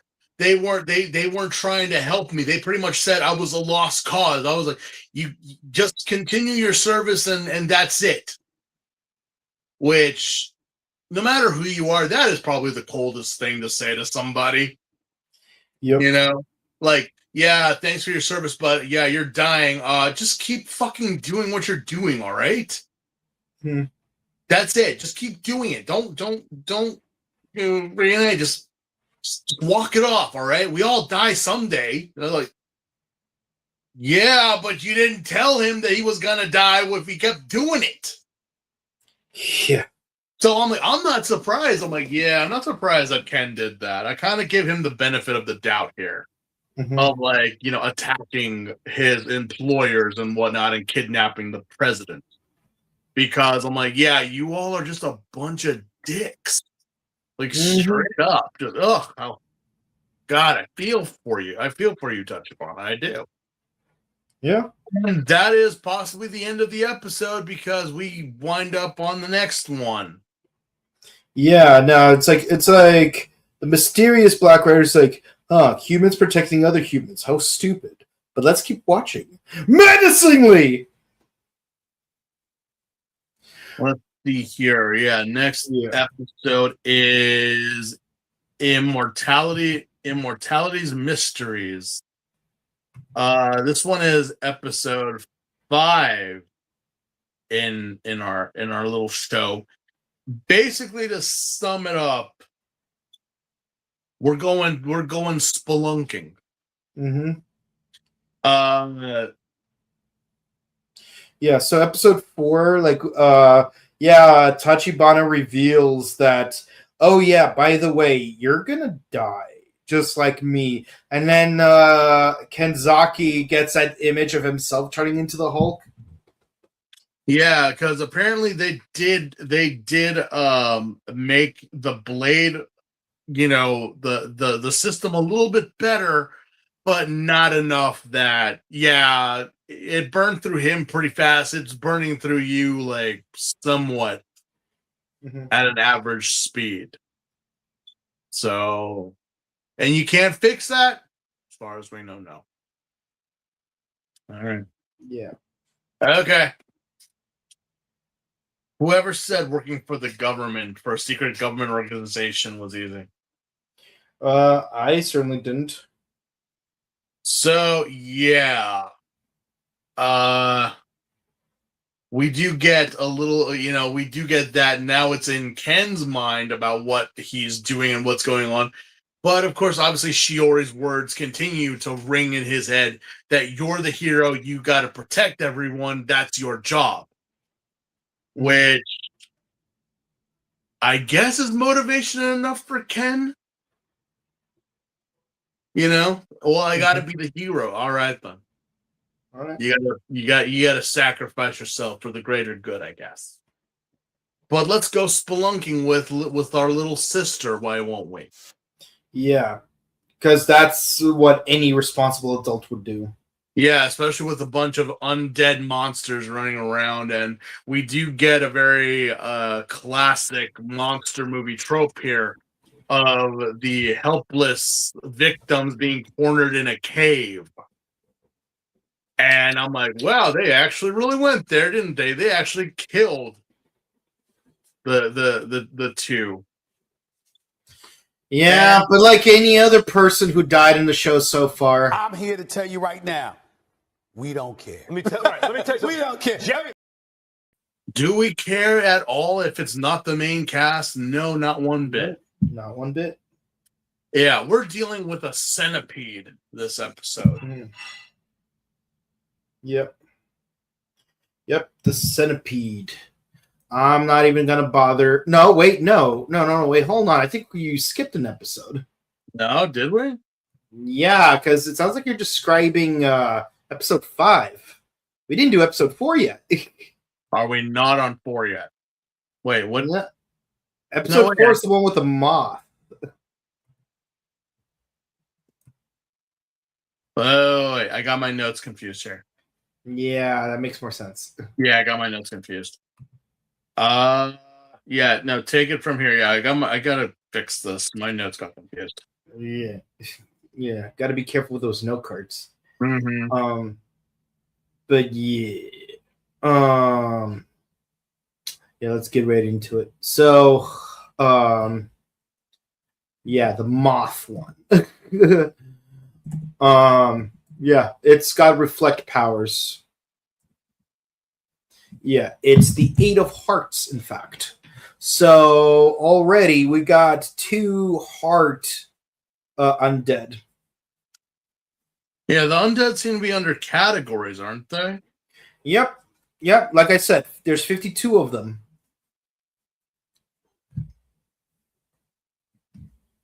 And this one goes to our mysterious rider, who is not our mysterious boarder. Let's see here. Okay, yeah, okay. So let's see here. Let's see. So apparently Shiori finds the president. They actually go to where they believe he's being held captive. And apparently he bursts into flames. Yep. He just burns up. Don't know why, but he just burns up. Also, weird thing that happens in the previous episode is that all the photographs melt. Is it always that? I mean, was this really the president or was this a decoy? Well, we find out later on that it was. So he's actually gone. He's actually totally gone. No, he's probably still alive. All right. Because what we see get burned up was a decoy. That's what I thought. Yeah, because they do that, and then Shiori has this whole kind of a mental break because apparently her father had something to do with board and also the rider system. Which again is like that whole thing of neglect of your family over your work. Daddy was there to take me to the fair to change my underwear. But let's be honest. The fact that he set up this whole thing about himself getting burned to smithereens. I feel sorry for the child. Your father would rather be dead than take care of you. Damn, that is tragic. What a complete jackass. Ain't that always the way with parents in a Kamen Rider show? It's like they're all just a bunch of freaking assholes. Like, I gave my child away. I sold my child. I, did this that will hurt my child and blah, blah, blah. And I'm like, man, it's gotta suck. But it is true that a lot of the photos that were taken did melt, that a lot of that stuff is gone now. As for why, I don't know why. But we do get a confrontation again with Tachibana about what's going on, and Shiori asking him why and blah, blah, blah, stuff that we already knew, obviously. But again, he's just oh yeah, he doesn't seem bothered. That's why I was kind of is this really the president or was this just a decoy that they left behind? Because that was the question I had. With especially I would imagine Tachibana would have been more upset if that happened. But regardless, yeah, Shiori is now making it her goal to uncover what the secret is or what is going on here. So she's going to be the brains of the operation. Yeah, the moth here was really not that memorable to me. Yeah, well, we know that it sprinkles some spores on people, but there's really not much to it. Like I said, you could like relegate every episode into like two important things happening, and that's pretty much the sum of it. We do get Blade and Chalice working together to defeat it. Of course, Chalice is more hesitant. He's just like waiting for the right moment. But yeah, no, like Blade gets a decent beating. Yeah. One thing we did find out in the second episode that we didn't really mention is that the undead do speak this mysterious language that Chalice does seem fluent in, and as we established, he does bleed green, so it's fair to say he probably is an undead. Plus, the way he refers to humans as this other group. Yeah, no. I'm like, Chalice, you really are not giving the vibes that you're human. So Yeah. Oh, wait, what- And of course, in order to make sure that he's able to stop the moth undead, like he has Kenzaki just distracted, do all the fighting while he just stands there menacingly He's just standing there. Menacingly! in order to find a weak spot. Yeah, that's just his thing. He's like he is the hawk waiting to just dive in and take whatever it is once it's been beaten to a pulp. And funny you say that because apparently the Tornado Hawk, which is the Six of Hearts, is already in his possession, which he uses in order to use his finishing move. Yeah. No, I looked into the cards with it because they are categorized. I'm like, oh, okay. Yeah, that makes sense. Yeah. Now, if you're wondering what the numbers mean, because like whenever like you scan the cards, you see like a number pop up like life points. Basically, there's a concept called fusion level where like you need to develop a certain level of fusion with the undead, apparently, and then you have to spend, which can be quantified into fusion points. And then you have to spend fusion points in order to use cards.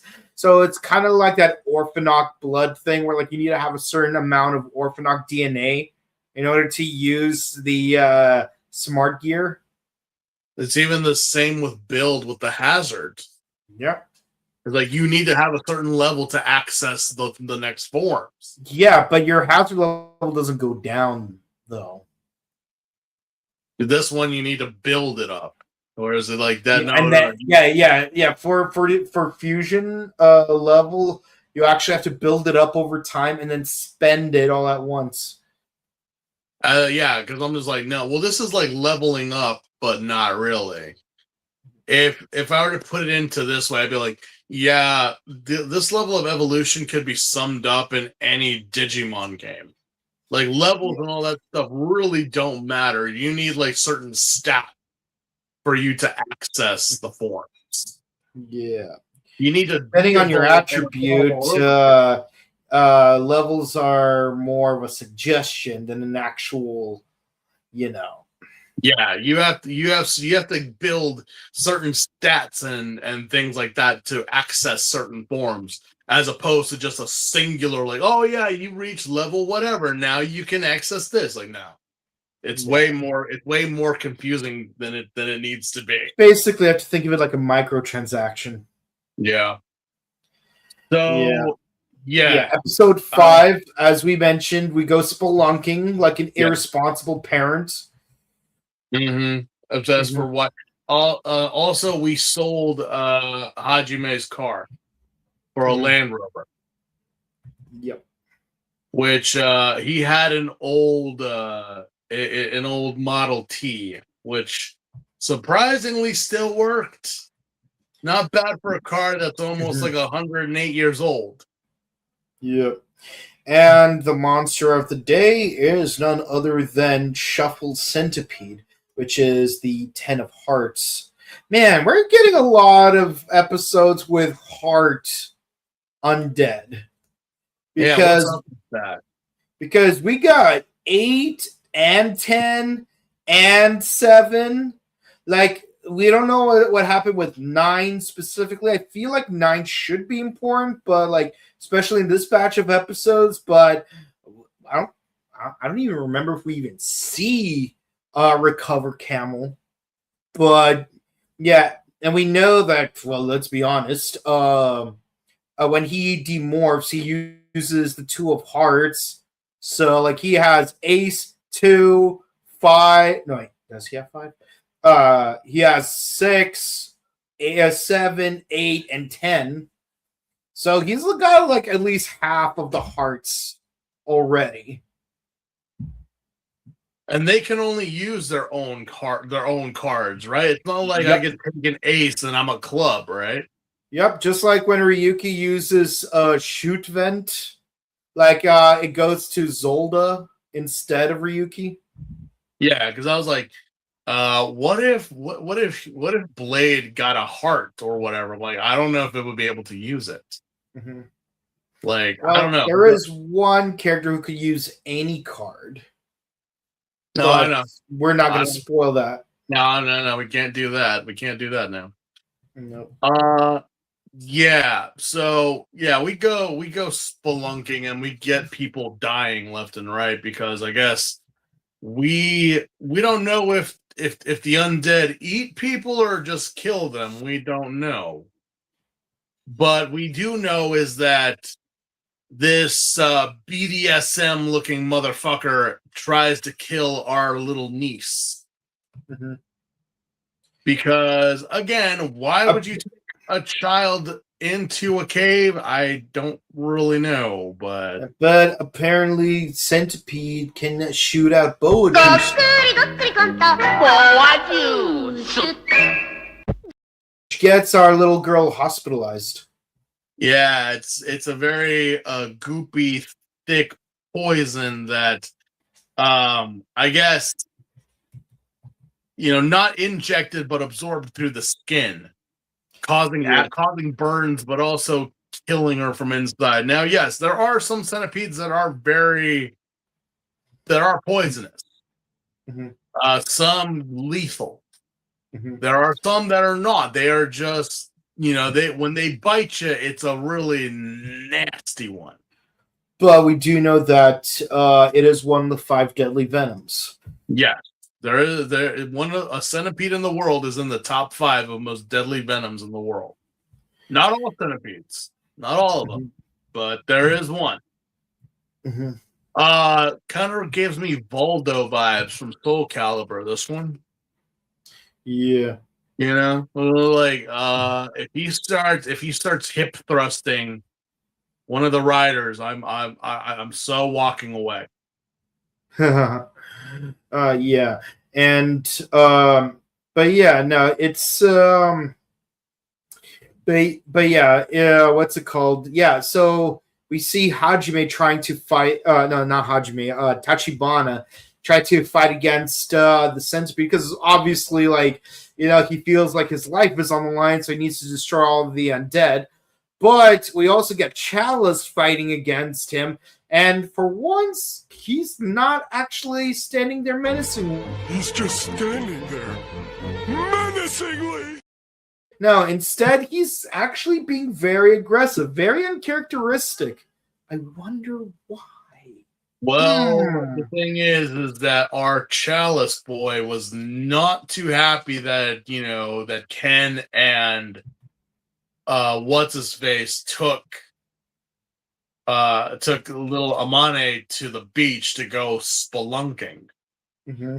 And yeah, because if you didn't know already, our mysterious tenant actually is Chalice. Because the reason for it is pretty much black and white.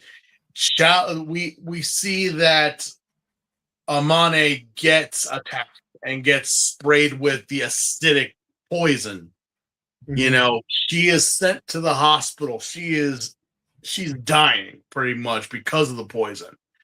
And if you didn't put two and two together already about that, Chalice is constantly like scanning the monster, looking for something. He's looking for an antidote pretty much.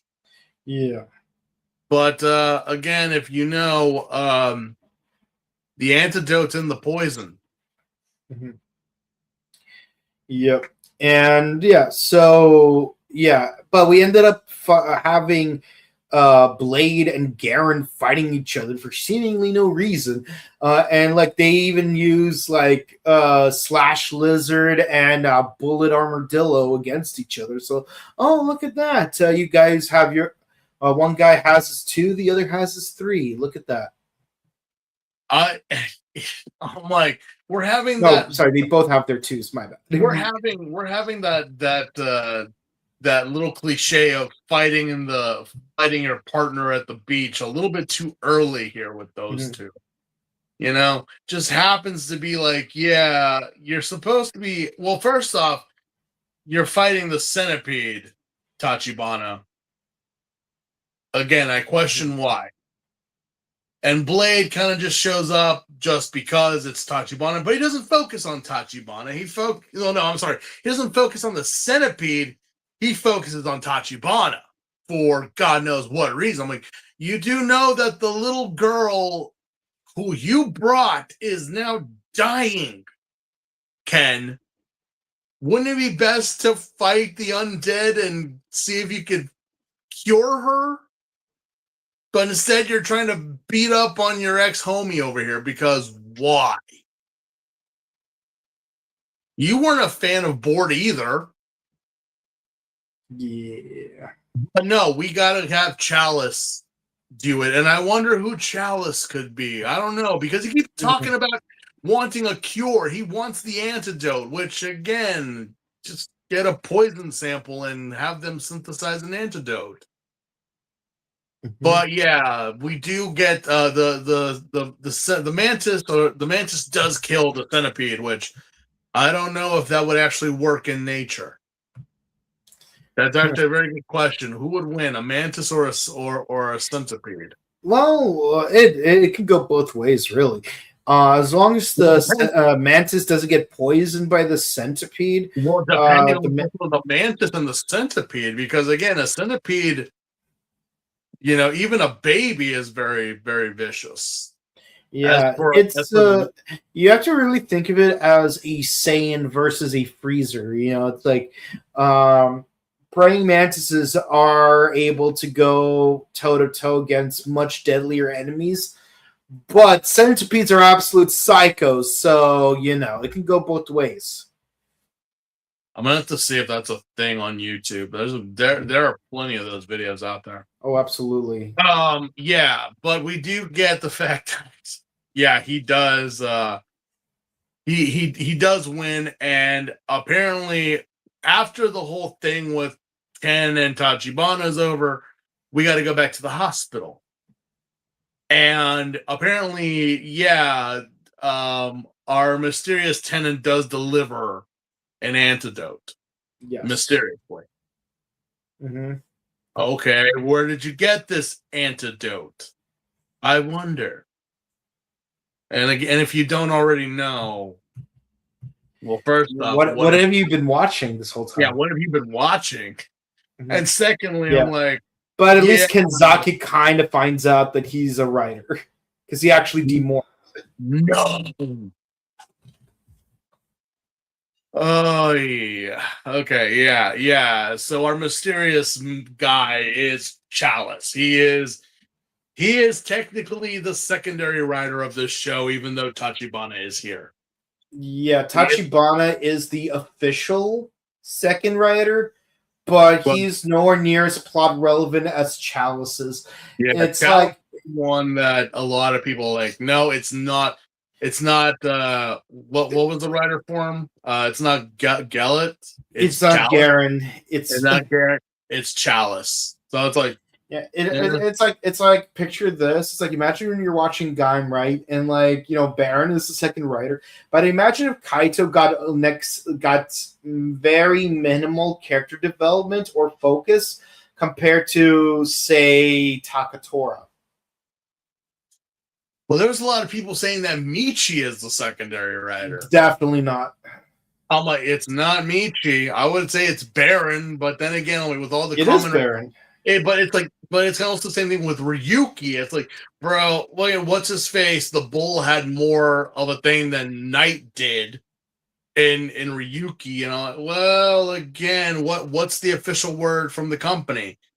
It's so and so. Okay, there you go. So don't argue. I'm gonna make it simple. Get the Gaze Majesty Rider Watch, and you'll see which 19 Kamen Riders show up on it. And I can guarantee you, it's not Zolda, it's not Gills, it's not Chalice, and it's definitely not Zangetsu. No, I know. I've seen it. There's a mural. I've seen it. So I'm like, yeah. I've had people argue with me a whole lot about secondary writers, but yeah, heck, like I hate that we still have this issue with Sixth Rangers.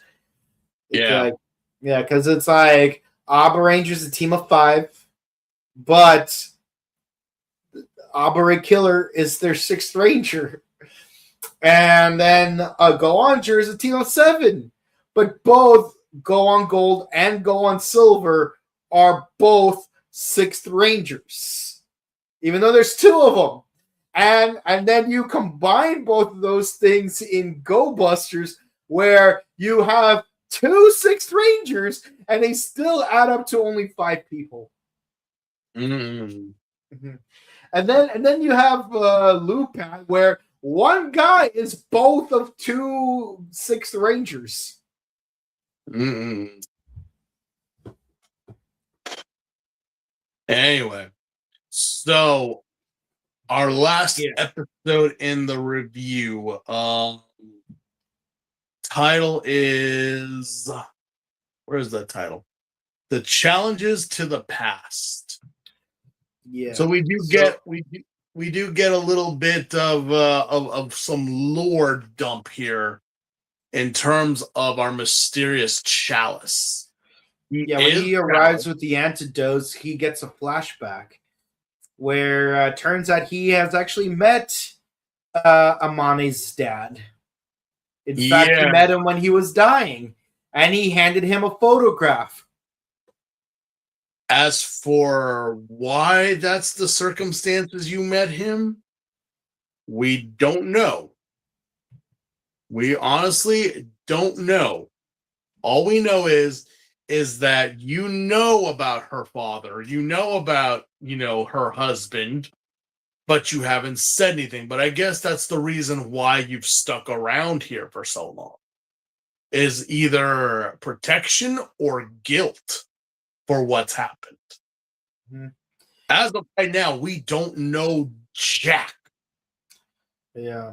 We don't know. Kotaro does manage to piece together that it's very odd that this mysterious Black Rider is always rescuing Amane.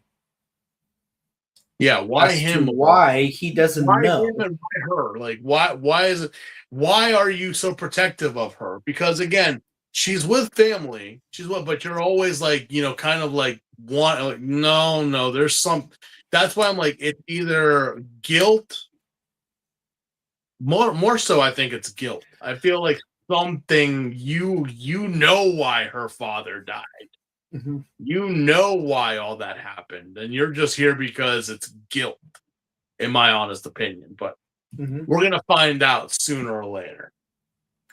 Yeah, and while Kotaro and Kenzaki are driving a car in one way, a car driving the opposite direction passes by, and they have like a Piccolo Supreme Kai type of moment where like a mysterious guy in glasses like, that was Blade. Yeah, and this guy appeared in the last episode too, like just a mysterious figure standing in the background, menacingly.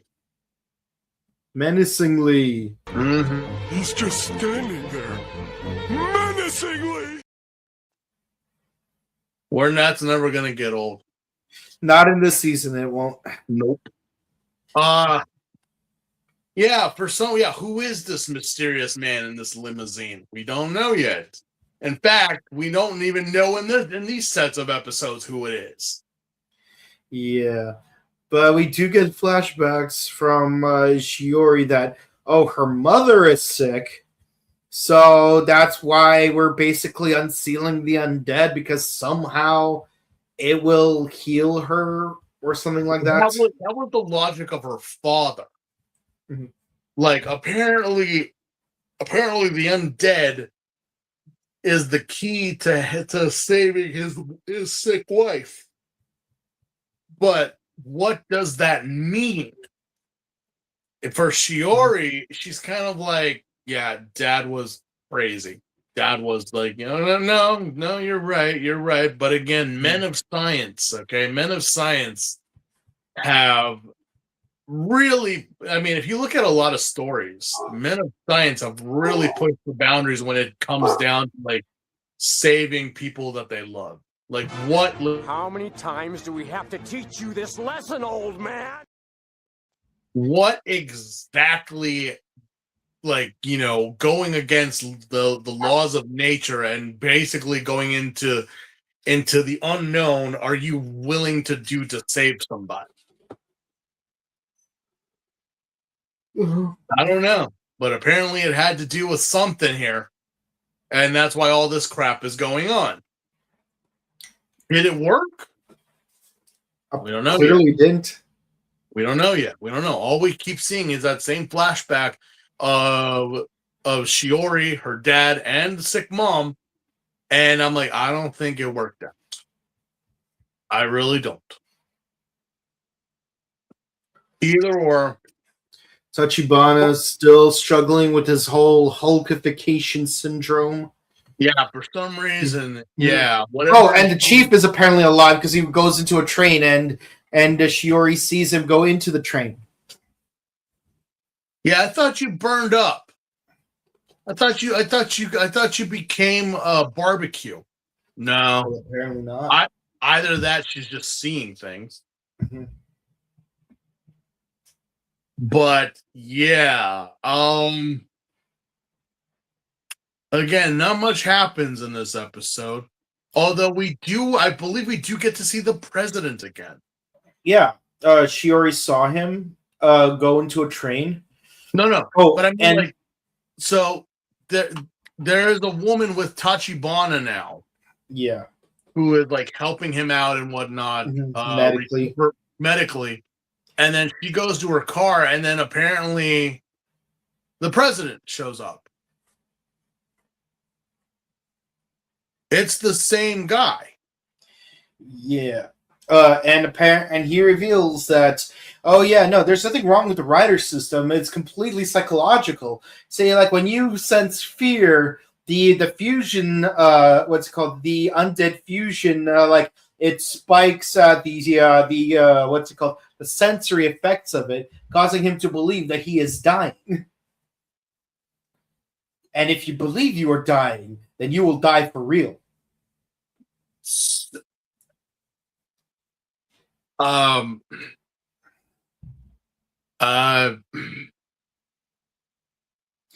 know. I'll give you a moment to let that sink in for a minute. So it's not your dying, it's the fear of dying is what's gonna kill you. Oh geez. One of the 3 most common fears in human psychology is keeping you from becoming a rider. Jeez, no wonder we don't have like a whole army of riders. It's pretty much like you like your mortality, like your sense of mortality has just been like amplified. We all know one day, hopefully not soon, but one day we will not be here. That's a path we all are going down. Yeah. But the fact that the rider system amplifies that thought. Mm-hmm. So it's the thought of you dying. It's the thought that counts. It's the thought of you dying is what is actually killing you. You're not really dying. You just keep questioning your own mortality. You mean like every human in existence?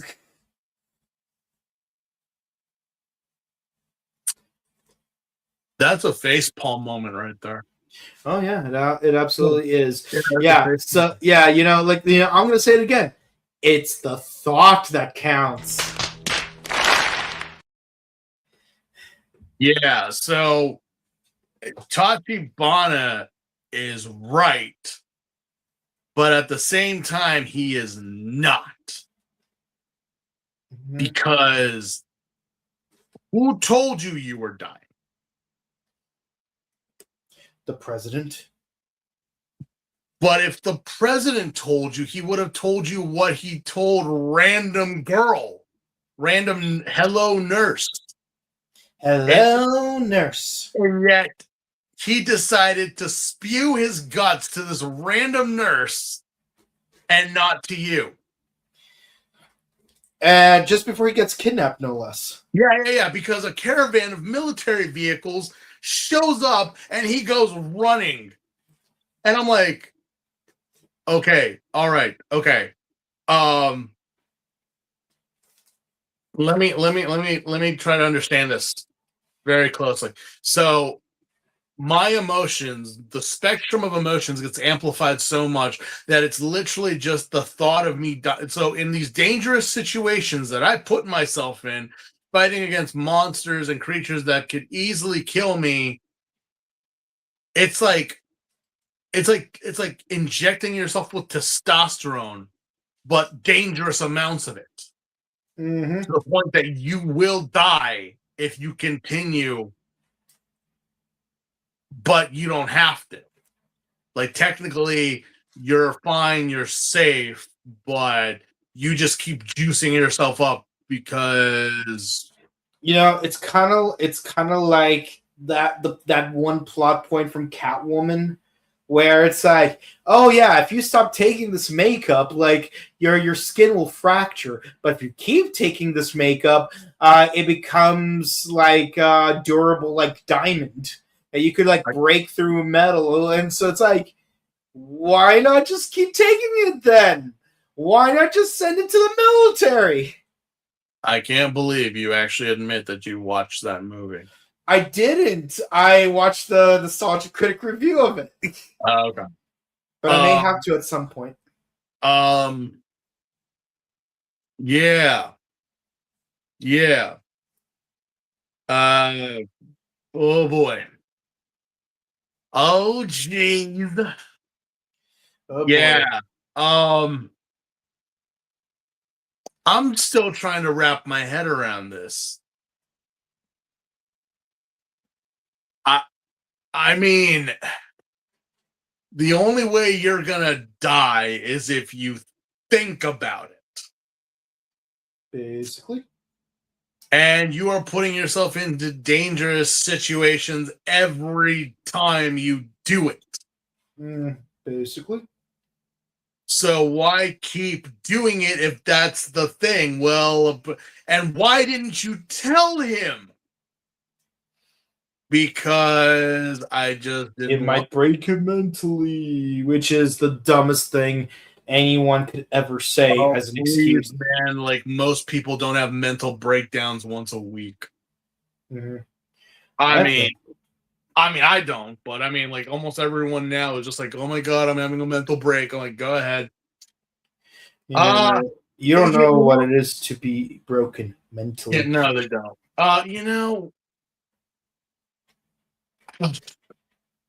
That has got to be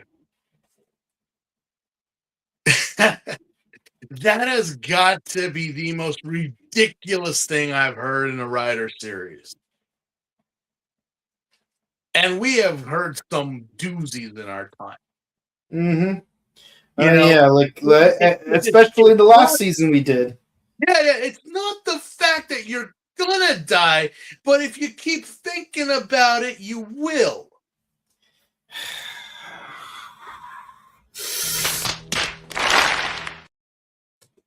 I'm like, yeah, every time that a Kamen Rider goes into battle, it's the same thing with a soldier, a warrior, what have you. There is the chance and possibility that you're not coming out of this alive. Mm-hmm. So why wouldn't you just tell him that and then just, okay, yeah, chill. Just retire the guy. Yeah, just okay, yeah, no, the system. Like if they at least establish that it's DNA locked, like the Time Force morphers, okay, whatever. Then just make another one. Mm. Make another one. Make a fresh one and have someone else do it. Well, technically, you can't make another one because you do need a Rouse card for it, which requires you to have an ace undead. Again, I'm like, well, take your time. Yeah, no, this is ridiculous. And yet you don't tell them. You don't say anything. You just, just go in. And I'm like, yeah, no, having fear is a basic human reaction to such situations. What do you mean that if they have fear, it's going to amplify and it's going to kill them? It's like the fear is what killed it. Like, yeah, it didn't work for Jaws the Revenge, and it ain't working here, darling. Mm-hmm. It ain't working. I'm like, it would have been more of like, oh yeah, no, if you keep using the system, it burns you out. It's okay, yeah. But the fact that you're telling us it's all on you, the wearer. If you think you're gonna die, you are gonna die. You know, at least it made more sense in JoJo's Bizarre Adventure.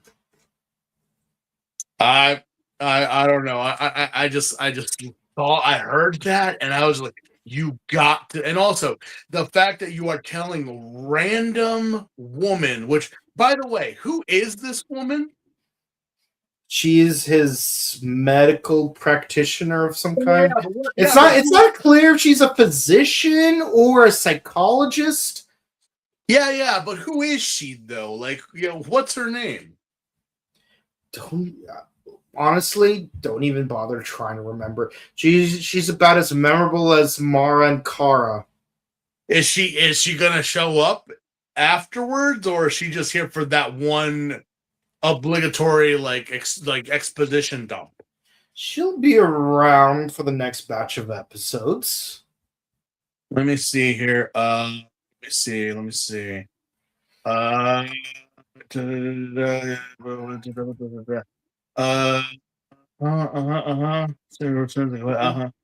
Wait.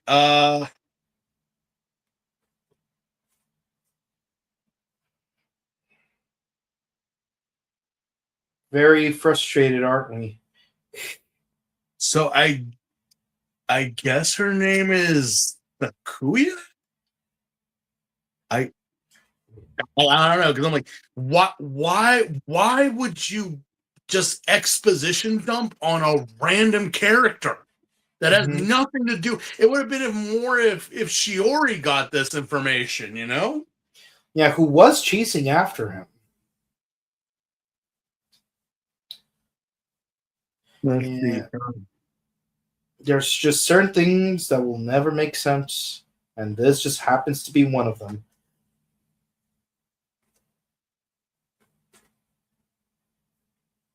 I guess her name is Sayuri, because that's the only guest that we have that's not a main character. I'm gonna have to double check on that, but yeah. Wow, really? Really? That you give us an exposition dump on a random character, and not the character that really matters. No. No, and then obviously, the president runs away because there's a militia, and also, our best girl, this random nurse, does she exposits some info onto Tachibana, but we happen to notice someone is floating in the background of the window menacingly. Yes, he is. He's not just standing menacingly, he's levitating. He's just standing there, menacingly. Yeah, enjoy that clip because you're going to be seeing it a lot this season. Yeah. Yeah. Apparently, this guy is part of the militia that captured the president. Yep, and I don't even get to get a date with his daughter. Nope. Disney joke. Let's see here. I swear, freaking tablet's always just whacking on whack with these notes. Yeah, but I guess that information is talked about, but it's not Tachibana or random nurse that gets ambushed. No, it's Kenzaki. It's Ken, it's Shiori, and our journalist are the ones that get attacked by the militia. As for why, I'm like, I don't know. They don't know anything. Yeah. Well, we know that they want the rider systems. What for? We know what's We coming. are a secret club because of our agenda. It is a dark agenda.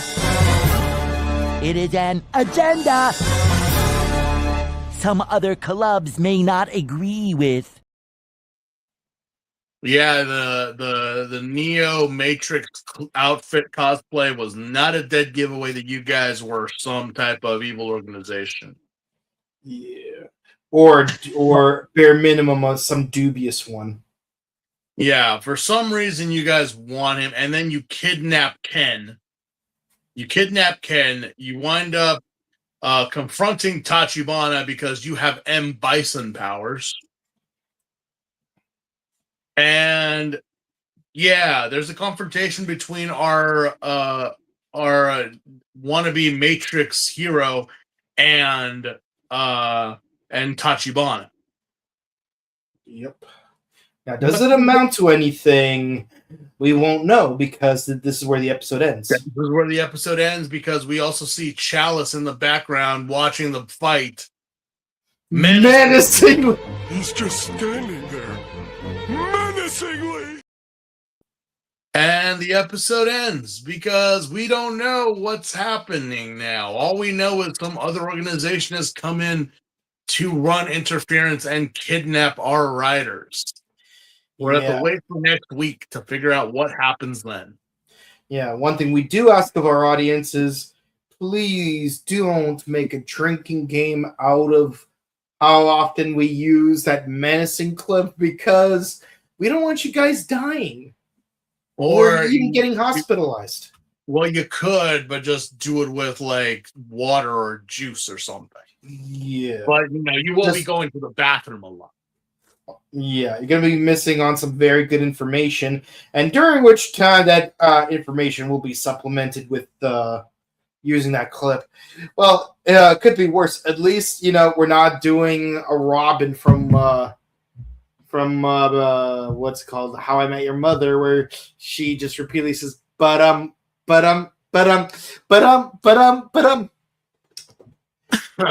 yeah, if you want to, you can drink water if you are low on your water intake. Yeah. Make it a water drinking challenge for yourself, but don't make it an alcohol drinking challenge because one, We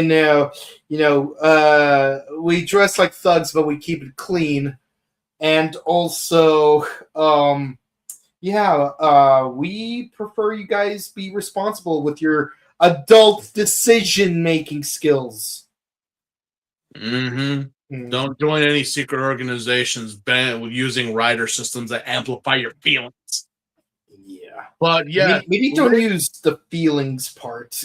ladies and gentlemen, that is Kamen Rider Blade, episodes 1 through 6. Oh boy. Our first week back into the year, and we're already more than 10% done. Oh boy. Mm-hmm. Oh boy. Mm-hmm. Ooh. I will say that I always thought Blade reminded me of a rhinoceros, just with how he looked. Mm-hmm. Well, he is a rhinoceros beetle. Yeah, he's a rhinoceros beetle. You know. And incidentally, there is a rhinoceros undead. I don't remember if we even see it though, because there's like about a dozen of the undead that we don't actually get to see on the show. Yeah, it's crazy how we're like, wait, how did you get those cards then? Off screen before the start of the first episode. Yeah.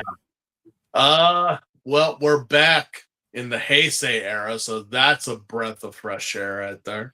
Absolutely. You know, we have a story. There is a story being told here. That was the thing that Heisei did have over Showa.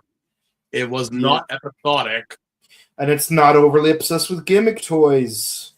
Yeah, we're Heisei phase 1 here. We are not, and I know some people want to debate that the gimmick was the cards, but I'm like, how is that a gimmick if they need the cards to do what? It's not like, you know, later on when like they like just randomly a card just appears out of the air. No, they get them from the enemy. Yeah. It's not like, oh, it just randomly appears. It's some random upgrade. You know, that's where, you know, Heisei phase 2 kind of like, yeah, I think you guys needed to really work on that. Don't know why you guys just went that way, but toys, merchandising. Which, by the way, I need to get that clip next time we do a phase 2 season. The yogurt clip. Yeah, the yogurt clip. Yeah, we need that. We need that one. Yeah, as of right now, not a lot of merchandising. But not to say that there wasn't. Blade did have a stage show. That is a thing. Blade did have, obviously had the role-playing weapons, and the cards came sold with them. So apparently that was also massive spoilers for fans of the show. It's like, wait. I know of these cards, but what about these? Like, yeah. Now, as for later forms, well, that's a totally different. Anyway, so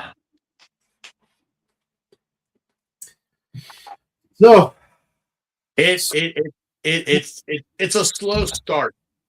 Yeah, it's a slow start for Blade for me. It's a slow start because I'm like, not much happened in these 6 episodes. Yeah, I would say it doesn't really get good until around episode 10 or 11. That's what people have told me. It's like the first 10 episodes are gonna be like, but then once it hits the double digits, it starts to really pick up. Yeah, and I would say the first 3 episodes were not bad. It's just episodes 4 through 6 specifically were like more of a slog. And again, I don't know how much of it is just bad writing and how much of it is just video quality from what is available to us to be able to watch. Because again, you know, support the official release. Well, again, it's like, you know, we were 5 riders already in. This is 2004. Yeah, 2004.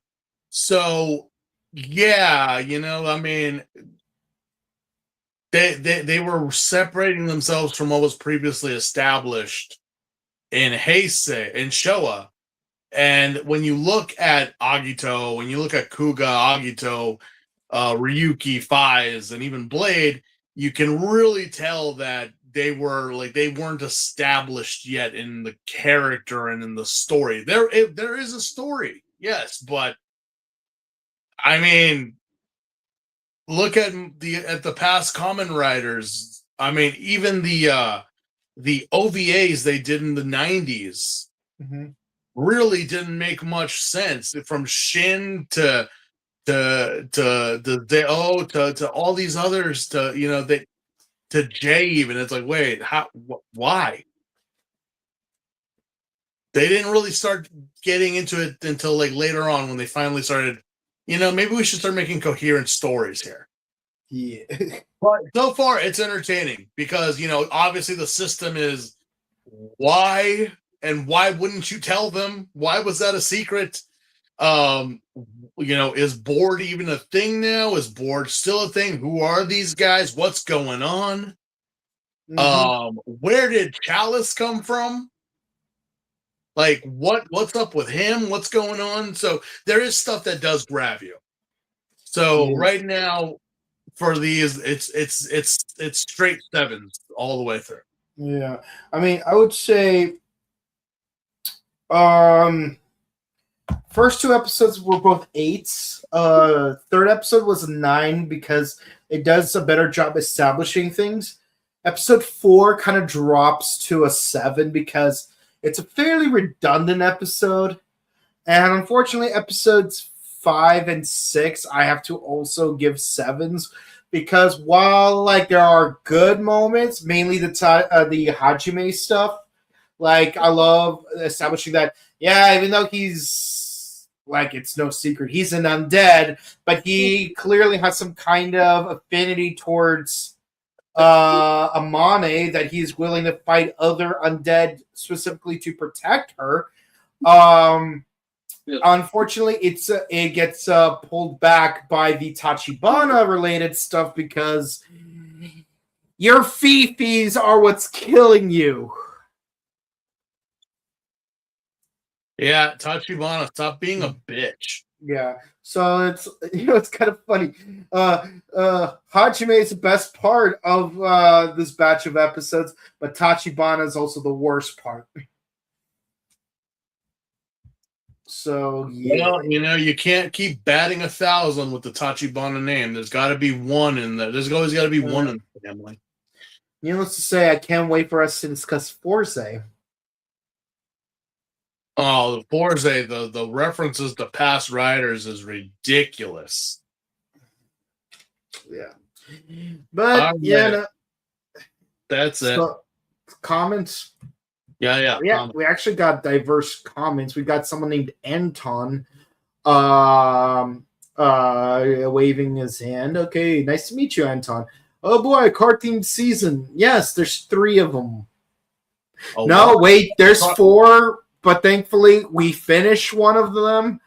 And, well, technically, we still have to do the movies in VCNext for that season, but we won't have to do it until after we're done with all 20 seasons of the archive. Oh, man, I do not look forward to getting back to Gotchard. No, so Ryuki, Blade, Gotchard, and Decade. That's right. Decade did use cards. Yeah, I mean, there's a whole arcade card game based on him. Yeah. I was like, wait a minute. What do you? Yeah, 4 card-based thing. Well, yeah. Yeah, you can even go with 4.5 if you count the fact that Decade is a recurring character in Geo. Well, we'll get to Decade when we get to Decade. Yeah. Yes. Hello. How are you? Oh, good. My birthday is on January 6th. Happy birthday, yo. I'm playing Pokemon Legends ZA right now. How are you enjoying it? Do you prefer Mega Absol or Mega Absol Z? Just one of the many mysterious life questions Do to you want ask. emo in white or emo in black? Pretty much. Huh. I don't know. Mhm. I don't Yeah. know. Either or. It gives I'm early 2000s vibe. mhm. I myself am excited to get back to first Sen Heisei era. Oh yeah. No, I mean, if there's anything that I was hoping for, I'm like, yeah, I don't think we could handle a show in the beginning of the year. Mhm. I really don't Yeah. think so. Like that's something that I was like, yeah, we really need to get back into Heisei. What part of it I really don't care. Just we need to get back to Heisei. I mean, But part of me luckily, is glad that we went back to first 10 era because it's like I don't want to deal with. Well, honestly, it's not so much of an issue with the gimmick toys. I have an issue with having so many V Cinemas, V Cinexes, and TTFC specials. Because, like, let's be honest, X8 had way too many of those. again, they just went crazy with them, like towards like the way end. It's like, can we just? And again, I'm like, so wait a minute, what's this nonsense that you guys aren't making money off of this stuff? You know, like Yeah. so X8 and everything else is like all those special. Like, don't tell me you guys blew the budget. Well, clearly, every time when they do one of those, they either introduce a new character with their own unique belt, or they introduce a new gimmick toy that is exclusive to that special, which will incentivize you to getting that toy.